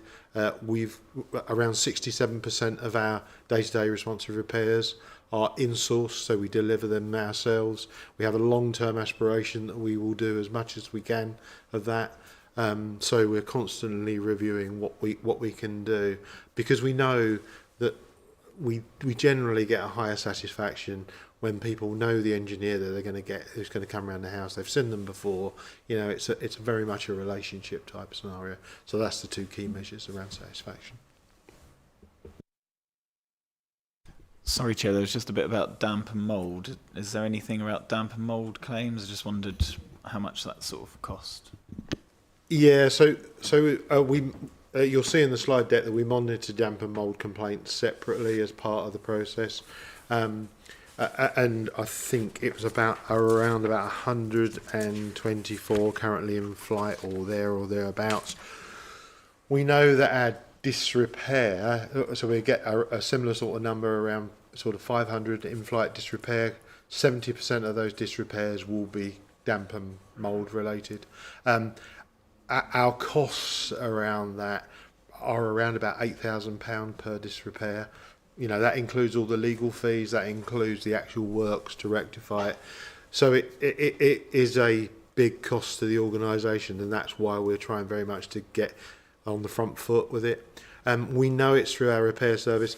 A lot of our damp and mould and disrepair cases proportionately are in our central London stock. For all the things that we mentioned earlier, really, we have a large amount of overcrowding in those areas that we are struggling to deal with our local authority partners within those areas. But we have a, similar to our damp and mould team, we have a dedicated disrepair team, and it's part of our repairs transformation is to try and work out, because any money we spend on complaints, handling, responding to MPs, disrepairs, is taking it away from Karen's front line of investment in stock. You know, so we know we have to be better at those things.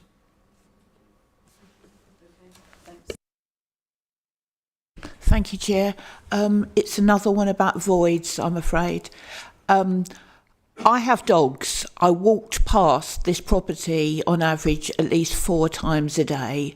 No net curtains, quite clear. I never saw anyone in there. I emailed someone at Southern Housing, and the gist of what they said, it's outsourced. We don't know what they're doing until we're told it's ready. Now, when I was a tenant rep in Waltham Forest, there was a clear structure within within 5 days, you had to visit, assess what was needed. If you weren't able to do the repairs in another time period, you had to justify why. I don't care if it's outsourced or not. Someone needs to be looking over their shoulder. And the reason I'm bothered about this is we have so many people needing a socially rented home. And when I was out with a colleague in Milton, different area completely, someone desperate in overcrowded, damp property said there were 3 places that had been empty for ages. If people see the work being done, that's fine. If it's just sitting there, ready for the people to get round to popping in, assessing what's needing doing, yes, you're losing money, but more importantly, someone has not got a home. And the other bit, really on the same bit, is for Rick. It saddens me that you have said how difficult it is to take on Section 106 properties. because on another day I'll be on the planning committee and we work really hard to get the entitlement for socially rented housing, only too many times that no one wants them. You know, so it's not really it's comments, thank you. I really would just say that my details are in the presentation. If you're happy to just let me know those addresses, and I will establish the position on them.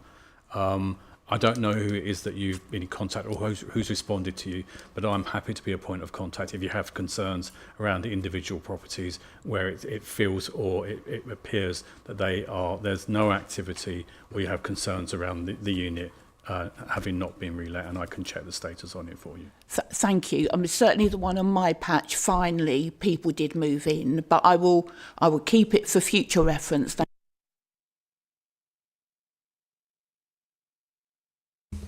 Just under Section 106, the situation, as you rightly say, it's not isolated to just Southern Housing. Most housing associations are in a very similar position when it comes to Section 106 homes and just homes in general. It's a wide problem, and we're trying to do our best to kind of lobby to get more and to bring stuff. So what we're trying to do is get grant into Section 106 homes so we can make them viable. And we're trying to get involved with developers very early on, so anything that's coming across meets the requirements that our requirements, and so then we can continue to sustain the homes to prevent the things that some of my colleagues have said today. So yeah, it is a problem, but there is hope in the next spending review that there'll be some funding available for that. Thank you. And I've got a couple of points, but before I have those couple of points, we do have our safeguarding people here, because that was one of my points I put across through it. But were there any points? I'm very much presuming that your people liaise with our people on. I know you do on the housing side, but in terms of like the safeguarding stuff and all that, because you know we've had our ups and downs over the years, but we used to work so closely together. Do you want to say something, Tina? Or yeah, I was going to say the new safeguarding team that Southern have set up do work collaboratively with us, and actually have been hot desking in our office. So we are working in collaboration. So, and that will continue. Obviously, Tony's come up and met us recently with the new ASB manager. So looking at the whole wider scope of housing, and obviously sitting alongside those are the professional safeguarding meetings, safeguarding adult and children, and serious case reviews. We're working very closely with them. Thank you very much. That's all I want to hear. Okay, so right, gas safety certificates. What percentage are we outstanding? Because there's always some outstanding, and you will not kick the door in to do it. So, could you, when you come back with these answers, can you write to Charlotte, and she will let the whole committee have the answers, so we've all got them. Gas safety certificates is always one, isn't it? You're never 100%. The other one was, are you reviewing your tenancy types? And Ben will tell me the one I'm thinking of, but it's not a home, it's not this home for life, it's just a home for life.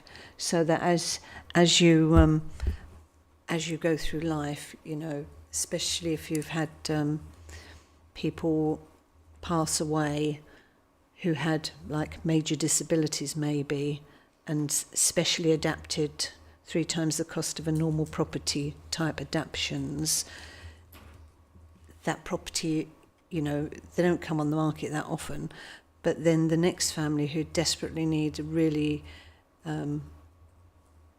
disabled adapted type places, they could have their home for the period that they're alive.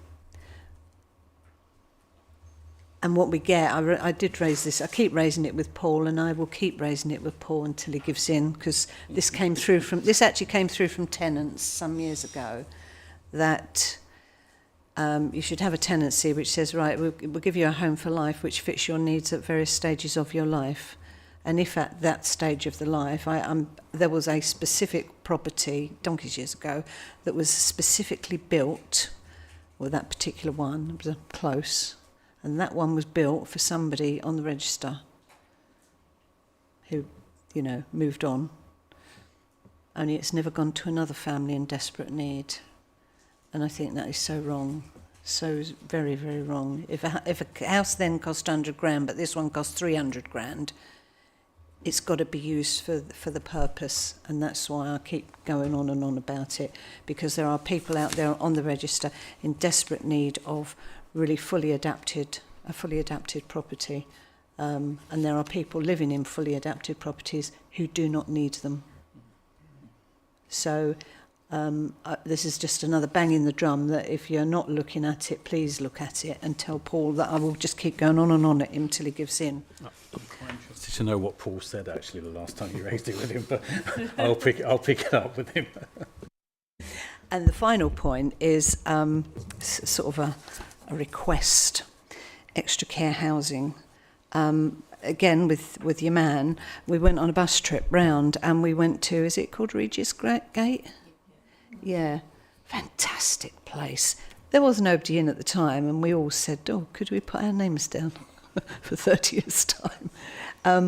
But I do know that this heading, extra care housing, comes up a number of times in a number of places, including the place that Anne spoke about earlier, but I don't want to compromise anybody.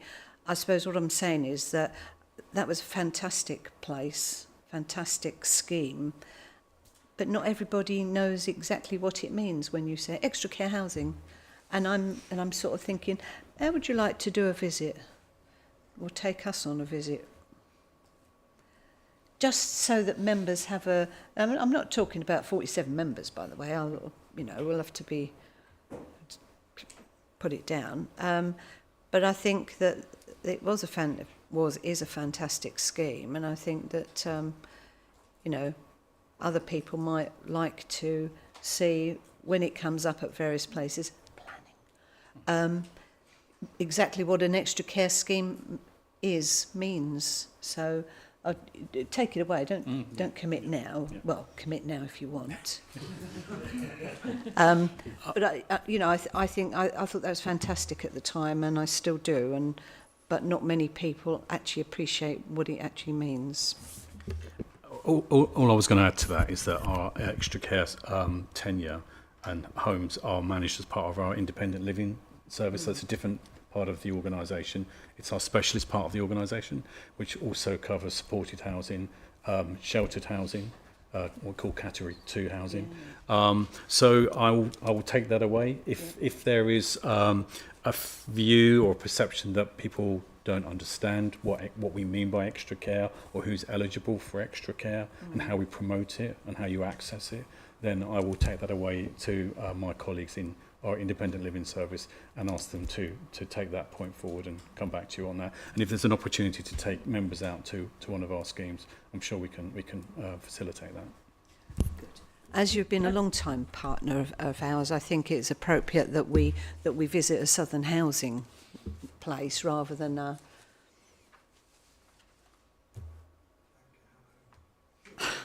okay, then a Golding Homes. They're not in Swale, right? Rather than a Golding Homes extra care scheme. That's an interesting one, because I'm a board member of Golding Homes, so I have some interest here in this sense. Sorry, Chair, as you've mentioned it, I now have to declare an interest.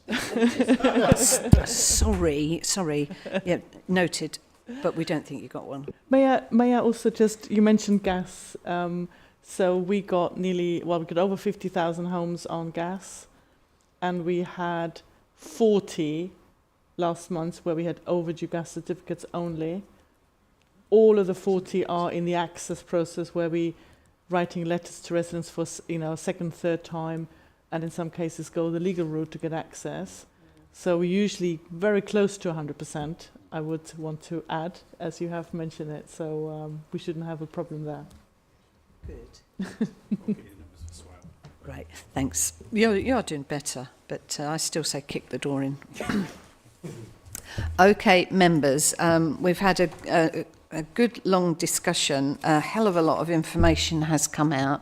As I say, these slides will be pinged round to people. There is the contact details for our people. Oh. It's already pinged on for them people that have got one of these. It's already pinged.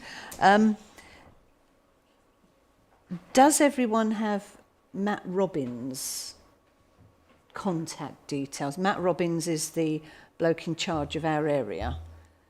I mean, it's great that Tony wants everyone to email him. Be like old time. He'll be dealing with all your problems. But I'll give them to Matt. Don't worry. good. I've got 2 areas. Tony, did you want to clarify? There's 2 areas. So perhaps I could just see, so we've had a bit of a soft launch of our new structure, and what that means is that we have our 2 area managers in post. So Matt Robbins is one of them, who many of you will know, and Elaine St Ledger is the other. Matt is principally now responsible for our homes in Sittingbourne and in Medway, and Elaine is responsible for our homes in Sheerness on the Isle of Sheppey, and also for homes out to Faversham as well. So, but I will circulate the details of the 2 area manager in relation and set out the areas, the operational areas they're responsible for. As I say, it is a soft launch, but they are now largely working to that geographical structure. So I'm happy to after today's meeting, share those contact details to members. That'd be really useful. So you can get through to the right area manager. Has Elaine been given a boat so she can get from Sheppey to Faversham without having to go through City? She's put in a request for one. I'm reviewing it at the moment. Okay, now, before I let these good people go, is there anything else you think, oh, God, I was going to ask that? Right, thanks ever so much for coming. Really appreciate all the information you've given us. Don't leave it so long next time. You know where I live now. I do know where you live now, yes, yeah. And we are still up the road, in Roman Square. Yeah, no, thank you very much. Really appreciate it. Really appreciate your time. As I say, Away with the actions, so. yeah, and tell him it wasn't so painful. You could have gone.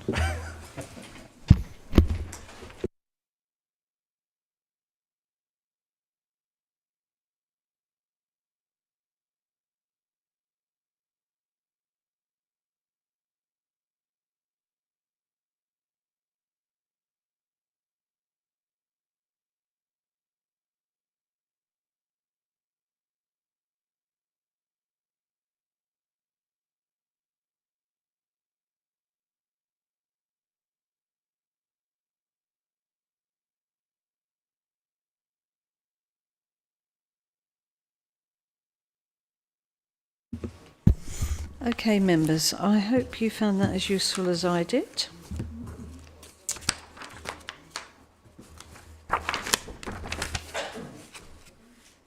Right, safeguarding policy review. I hope you've read these papers. There are 2 recommendations. Is there anything you wanted to say before we get to that, Tina or Steph?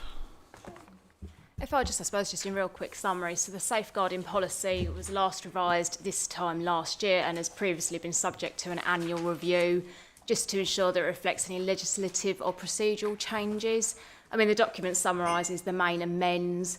The majority of these are quite minor. I suppose the 2 sort of slightly larger points are the addition of the managing allegations policy as an appendix to this policy rather than being as a standalone one, which we've revised slightly, and the addition of the translation services around making it more explicit about when we use translation services, and that was following a recommendation from the Safeguarding Adults Board. I think largely other than that, most of the amends are not too significant.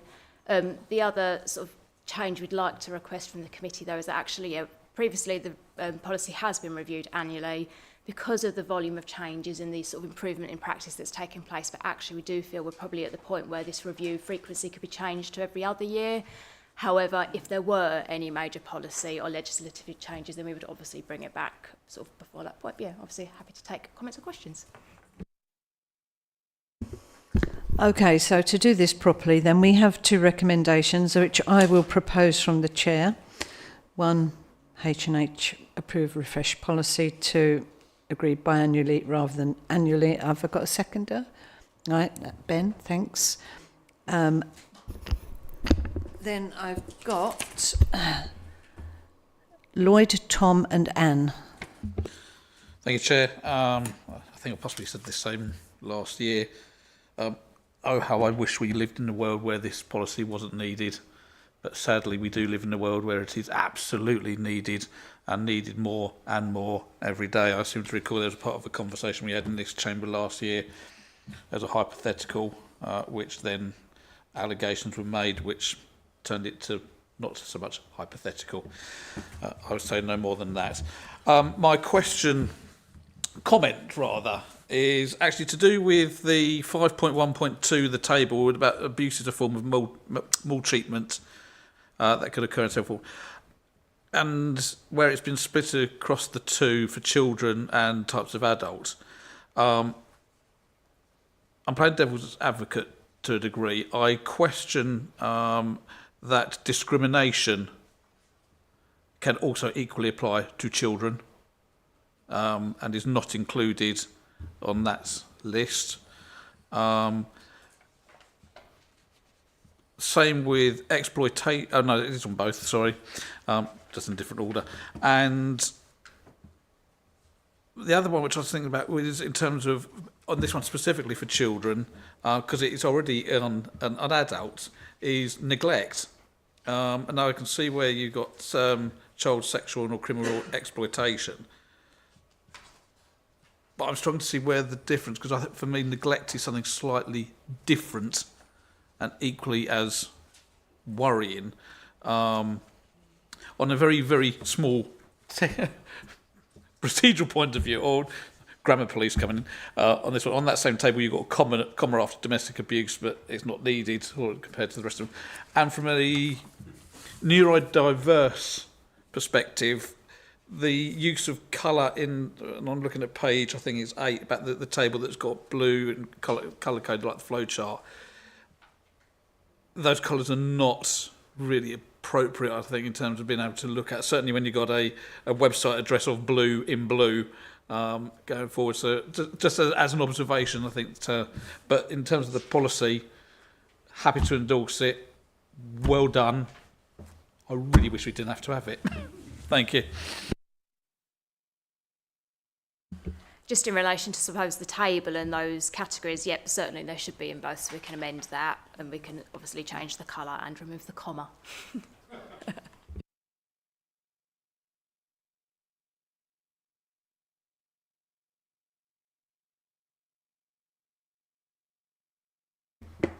Thank you, Chair. The only point I was going to raise was about, as well as reviewing the policy once every other year, if any major legislative changes are made, but Steph answered that, so.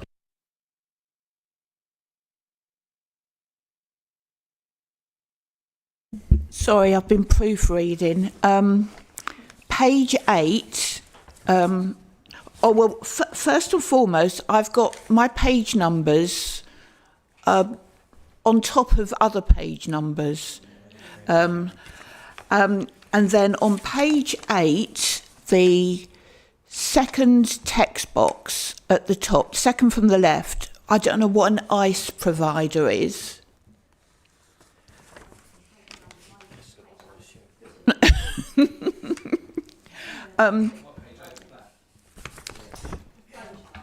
No, that one. Yeah, ICE provider, yeah. Whoops, sorry, there are more. Page 13. Where are we? The second text box under however, you've got place missed out. It must have got cut out. Page 21.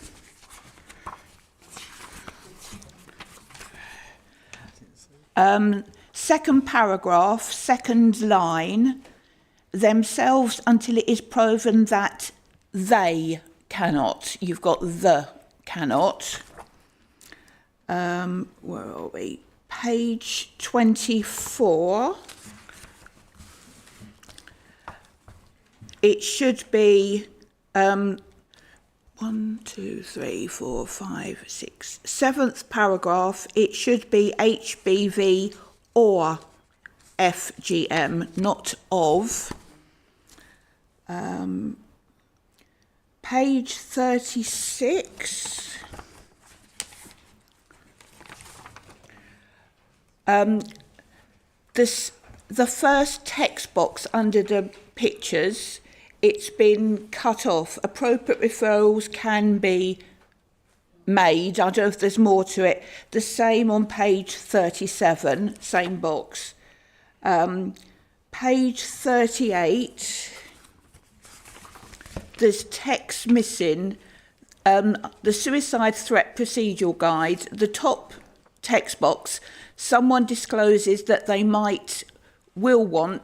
feel like attempting suicide, or you're concerned that they, and I'm not sure how that ends up.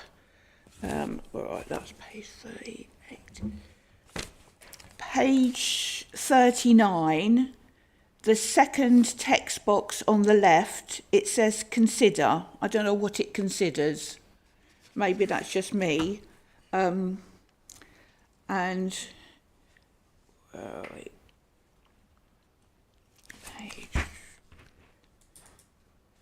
And also the bottom text box, you've got something cut off as well. Keep safeguarding officer / team up to, and it doesn't finish the sentence.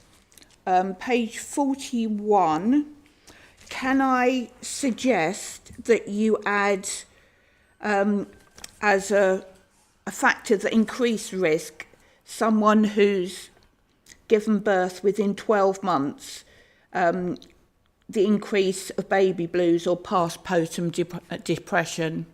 Thank you. Sorry about all.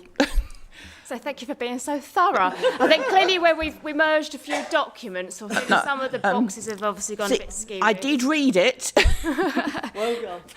So yeah, we'll obviously make sure that those are corrected, and yeah, we can certainly add in the sort of giving birth within 12 months onto that section as well. That's no problem.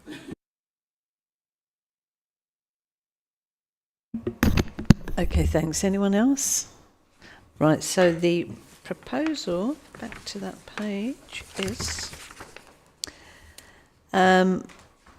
the Housing and Health Committee to approve this refreshed safeguarding policy for 25 plus the amendments 2025, and number 2, agree that this policy is reviewed biannually rather than annually, except not that's here, but obviously if there are any major legislative changes, you will see it because it will need to be looked at. So all those in favour, please show. I make that unanimous, so I'm not going to ask for against. Thank you very much, members. Then, our favourite. Thank you very much, Steph and Tina. If you want to go, feel free, but you're more than welcome to stay. Item 7, temporary accommodation spend, our scrutiny report. Charlotte, do you want to give us any updates?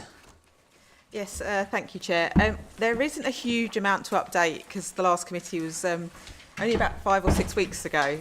So normally we have a new set of quarter-end data, which obviously we haven't had another quarter since then. I think the sort of more significant updates are around some of the additional grant funding that we have received. And at the last committee, I updated that we had received our homeless prevention grant allocation for the next financial year, which will be 1.3 million. But alongside that also comes with a more detailed level of grant conditions around what we need to spend those on.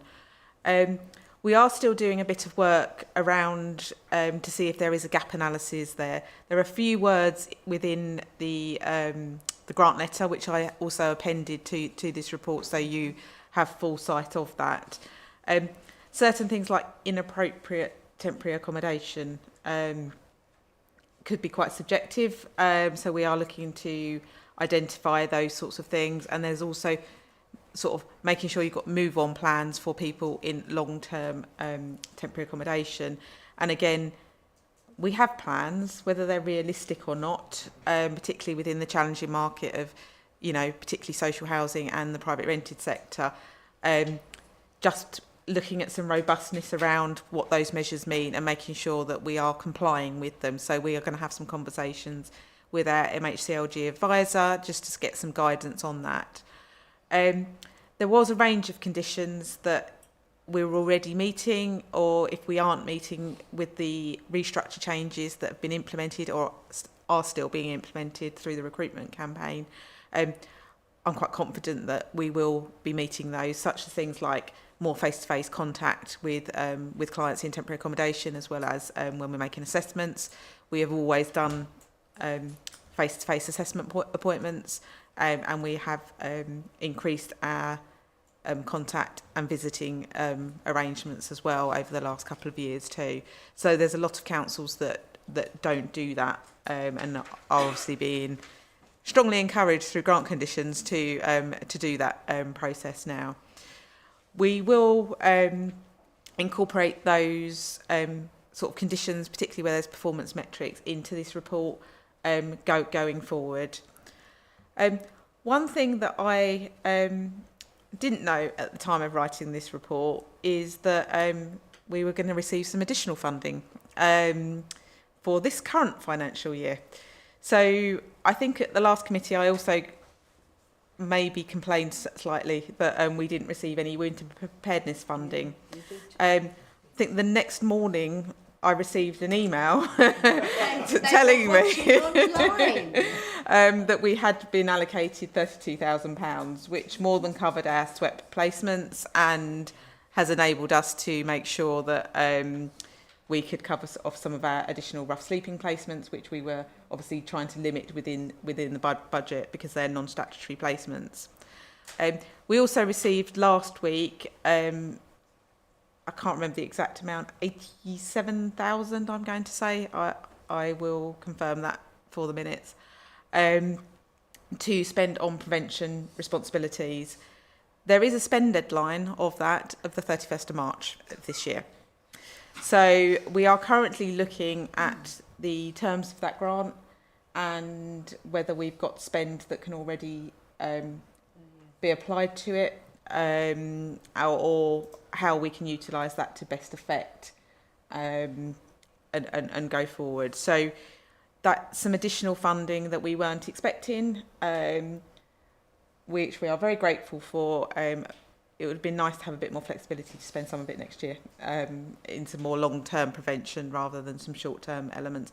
But things like rent deposits, which we do provide, and rent in advance and things like that, there may be some opportunities for us to offset some things and bolster things for future years as well. But we're making sure that we're compliant with the grant and obviously any appropriate spend. The other thing I wanted to highlight was that there's currently an open consultation that closes in a couple of weeks regarding the future formula for the homeless prevention grant, which is for 2026-27 onwards, and is likely to be a multi-year settlement. Within the revised formula, they haven't advised what the global funding pot will be, but based upon if it was the existing funding pot size, we would do better than we currently do in those terms. Having reviewed the proposed new formula, I think there are some concerns that we have. Currently, one of the metrics that goes into the formula is our sort of a previous year's spend on temporary accommodation, which, as the committee is fully aware, is quite high. They are looking to sort of more utilise the numbers of temporary accommodation, which don't always take into account the type and tenure of temporary accommodation that we utilise, but also wanted to base the funding costs on the private rented sector costs and not a temporary accommodation sector cost. So I think there are sort of two most significant concerns with the proposed new formula, that it really does not take into consideration councils that don't have their own stock and therefore are more likely to be reliant on nightly let costs, which are much more expensive than other alternatives. And there's a strong reliance on the private rented sector in terms of that move on, which again we know is quite limited, not just for us, but I think we're hearing that from all councils within those consultation meetings. So we are preparing a response to go forward as part of any consultation responses. I think, you know, I have a delegation to be able to submit that in consultation with the chair. It's a technical document, but if anyone is interested in having a look at that and feeding any comments, they would be very welcome. I think the deadline for the submission is the 11th of March to submit. But so overall, we do currently do better out of the formula. So that was kind of the funding update. I'm not precious about this. Does anyone want to cite this consultation? I don't know when's it got to be in? The 11th of March. Next week. It is next week. Does anyone want a cite of this just for a quick shufti before it goes in? Just stick your hands up. As I say, I'm not precious about this. Anyone and everyone, if you want. Lloyd, you want to say something? All I was just going to say to avoid conversations that happened on other things recently, as a committee, I'm more than happy to propose that arrangement that we delegate to the two of you to oversee that, just so that for the record, that can go. Thank you. Oh. I don't want to see it. No, that's fine. It's just that some people just think, oh, well, actually, you know, I have an interest in this area, or I have some expertise, and as I say, I don't bother me. Anyone and everyone chip in. If it helps us get the money, I really don't mind. Okay, but thanks for that, Lloyd. Are you happy with that then? Okay, thank you. Carry on, Charlotte. So as I've sort of mentioned, we haven't completed another quarter, so I haven't been able to update the tables any further. But in terms of some context, in terms of that, we have seen an increase in people within temporary accommodation. So when I wrote the report, we had 290 households within temporary accommodation, which as at the end of quarter three, we were at 274. We do expect that January, February are very busy times for us for a multitude of reasons. So it does flow with that seasonal uplift. We have typically seen, and we have seen an increase in domestic abuse and relationship breakdown cases. And of course, we are impacted by the caravan park closures. And I think we accommodated about 10 or 11 households that had come from the caravan park closures. Going forward, we had a lot more inquiries and casework to do, but in terms of the people that we've accommodated under a statutory duty. I think the other point, and again, my figures are out of date because we're moving very quickly on our purchase programme. So the temporary accommodation purchase programme is in full swing. We completed another property last Friday. We are 3 properties short of having properties under offer within the programme, but that's likely to be completed within the next couple of weeks to have all those properties available. So we are moving very quickly on our purchase programme, and as promised at the last committee, once we've completed the 50, we will bring a review report through in the summer on that. I think that's probably where we are. At the end of quarter three financial monitoring, the overall housing, the housing options side of the budget, we are aiming for a break-even position. Obviously, we have invested more in staff and taken that away from the temporary accommodation budget, so where we've made, and the investment in the houses, it is, you know, the Q3 position was we were breaking even. We've obviously received some additional grant funding as well. So, you know, I'm very confident, I'm confident, I'll drop the very. I'm confident that we are in a fairly financially stable position with our temporary accommodation costs and our response to our homelessness services. Okay, before I call Lloyd, that last point where you said you'll be bringing a report back, which I know you will be bringing a report back on the TA. We did have a report here a couple of meetings ago about how much we can claim as opposed to what we can claim for a private sector TA. And so will you be doing those sort of costings? Yeah, thank you, Chair. Yes, absolutely. So we can claim an enhanced housing benefit rate. Well, not an enhanced housing benefit. We can claim today's housing benefit rate rather than the 2011 and 90% housing benefit rate, which we have to do with the nightly let provision. So that is clearly brings us additional income to offset those costs. So that is part of that financial model, and we will be looking at that as part of the cost benefit analysis of the scheme. Thank you, Chair. Thank you for this.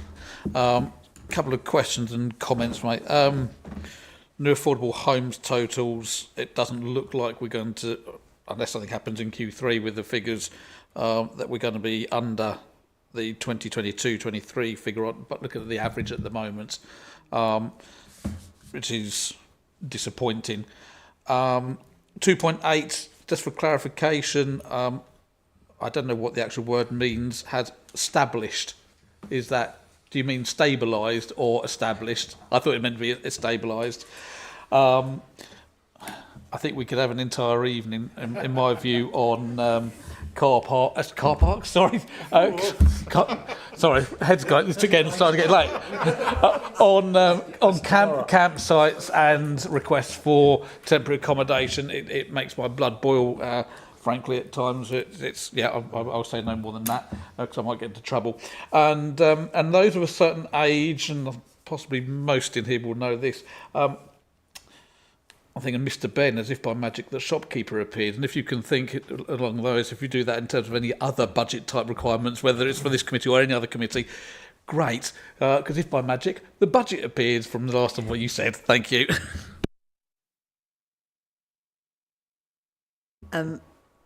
Just on the caravan parks, because I've only read this about 5 times, but it probably wasn't in there, but I've read it somewhere, that the department will be sort of looking into that particular area over the coming year, so that and other areas of the council will be looking into that particular area to try and preempt that last minute problem, because the sites do have rules and regulations, and if they're not making you comply, or if you're signing them illegally because they're not true, then it's their responsibility to actually sort it out, so that we don't end up with a problem right at the last minute. I'm trying to be vague because I'm, you know, but it is. It's not Kieran. If you go on YouTube and watch, you don't appear. There could be thousands of people watching.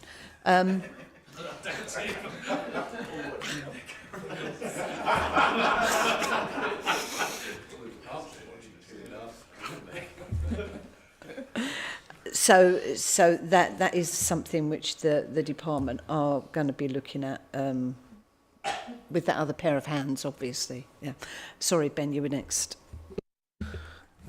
I think we're there or thereabouts. In terms of the number of new homes being delivered, Q4 usually sees more than any other quarter, because if they don't deliver by the end of Q4, they have to give back some of their grant money. Hence why you get more occupations in Q4 than you do anywhere else. I think the work's gone on. It's clear that it's having an impact, which is great.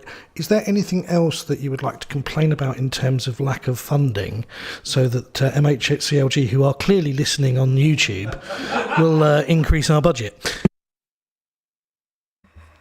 I will try, but I think hopefully with the consultation on the homeless prevention grant, if we can influence them at all to change some of those factors, to take into consideration how we operate as in our local area, that should hopefully improve and provide us with better allocation in future years. And obviously additional funding for everything. The housing associations to actually provide the 106, and for developments to be progressed to develop those social housing units. Yeah.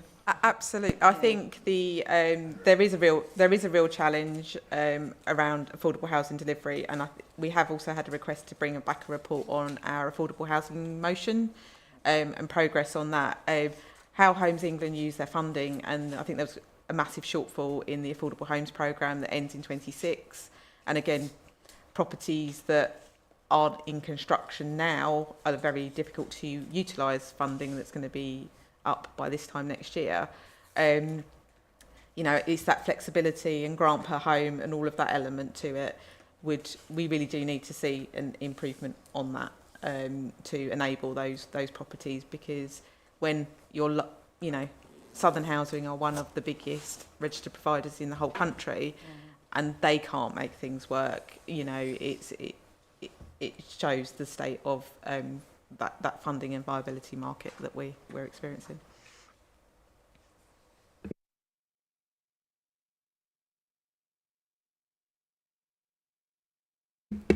Hello, thank you. Okay, firstly, in terms of temporary accommodation, I don't like the sound of my own voice. In terms of temporary accommodation, domestic abuse is handled slightly differently, isn't it? But how do you differentiate that it is domestic abuse before, because you prioritise it differently. So sorry, I've got nervous.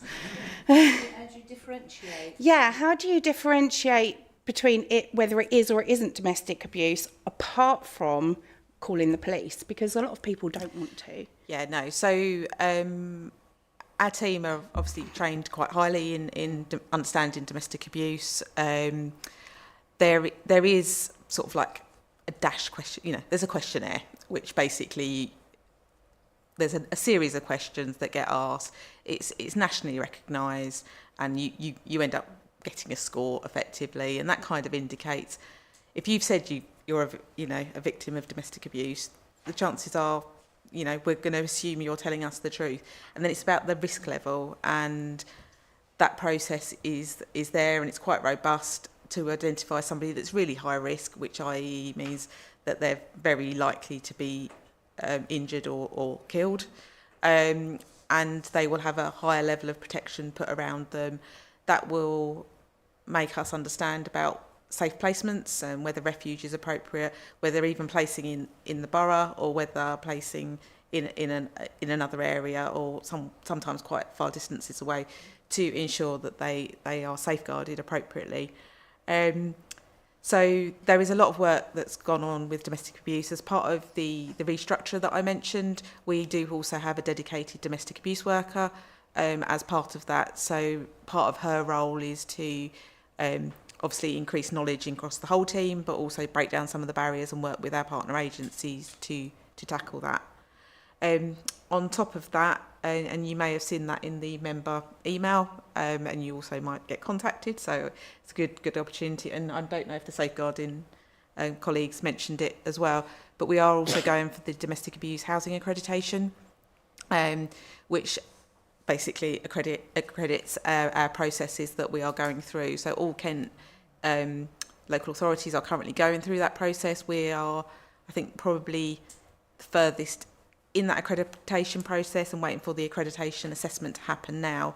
And as part of that, a number of focus groups will be held with officers and members just to see if we've embedded that practice across the organisation and people are aware that we are doing that. So there's a lot of it's training and professional expertise, but it's also listening to the client that presents and understanding what their needs and things. And we know that it's a massively underreported crime.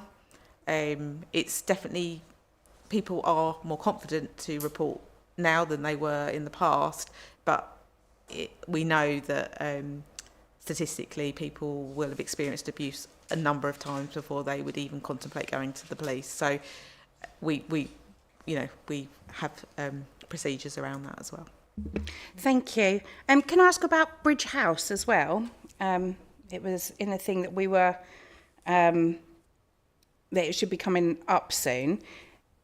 How long has this actually taken? Because I was trying to have a look, and in the Bridge House thing, I saw in April 24 it was announced that it was going to be. Councillor Whiting did a Facebook post, comes up on Google, that the flats were empty and having works, and also how many people does it accommodate? Should have had that one for our previous colleagues. No, that's all right. So Bridge House is actually a Southern Housing accommodation, so they own it. So we have entered into an agreement with them. We were expecting to take it on. I will probably need to get somebody to come back to you directly because I haven't had the latest update. There was a number of void works that needed to be done, and I think there was some issue with the outgoing previous tenant, which was an organisation managing supported accommodation. So we aren't currently using that. We are using Old Johnson House, and that was part of the same agreement. So that has come over to us. But clearly, it's we do need to progress that. But I will get an update circulated to the committee on that one. Thank you. Yeah. I can't see any more hands. Thanks for this, Charlotte. It's taken a hell of a lot of time and a hell of a lot of hard work by the team, but we are, I think we're getting it pushed down. And if them people are listening, we could do with a bit more dosh. So, pardon? There's not so many watch on YouTube now. So do we note the performance report and congratulate the officers on their continued push to get the figures down, and note that we are, touch wood, looking at a break even by the year end? Or do you want to miss that bit out? Let's miss that bit out just in case. If it's accountability. Yeah, well, if it's a pound over, you see, I'll be on your back, won't I? So we'll leave that bit out. Right, so all happy with that? Unanimous, great, thanks. So the last item is the forward plan. TA report, obviously.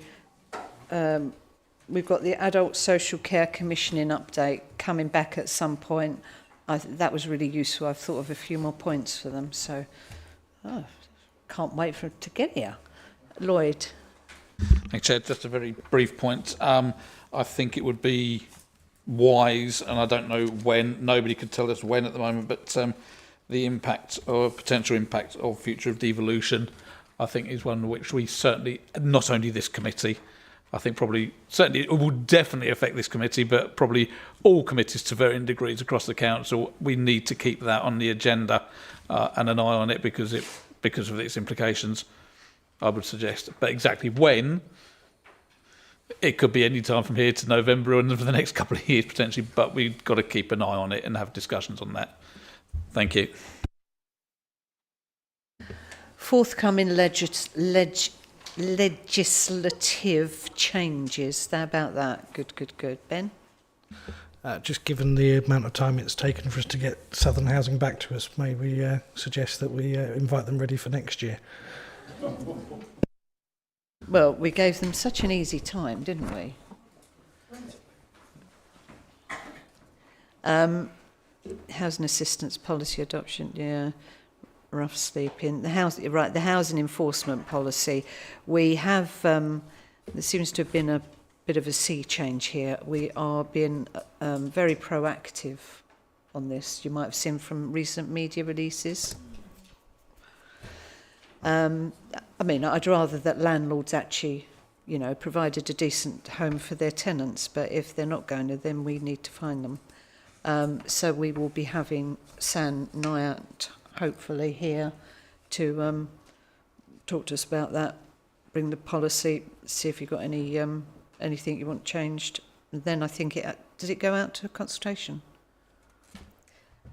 Yeah, so the housing enforcement policy, we're waiting for the implementation of the Renters' Rights Bill, which we are anticipating that it will go live in the autumn.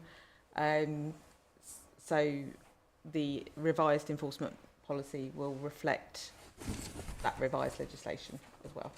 But yeah, I think it's likely to go out to consultation, although I think a lot of it is prescribed within the law, but it's about our interpretation and how we apply the law there. So I think there'll be a consultation. Good, thanks for that. And we also agreed that Charlotte would do a note round to all members on the Renters' Rights Act when it becomes the Act. Sort of child's guide stuff. Yeah, ABC, yeah. Well, we've all got to understand it, haven't we? Rather, and, you know, if it needs to come to the committee, it'll come to the committee. But I think it's important that everybody on the council actually gets that rather than gets the tomb with the wheres and the wife was and all the rest of it that mean nothing. Okay then, members, so we've got to the end of the agenda. It's been a bit longer than normal, but thank you very much for your attendance. I make it 9:29 and 41 seconds closed.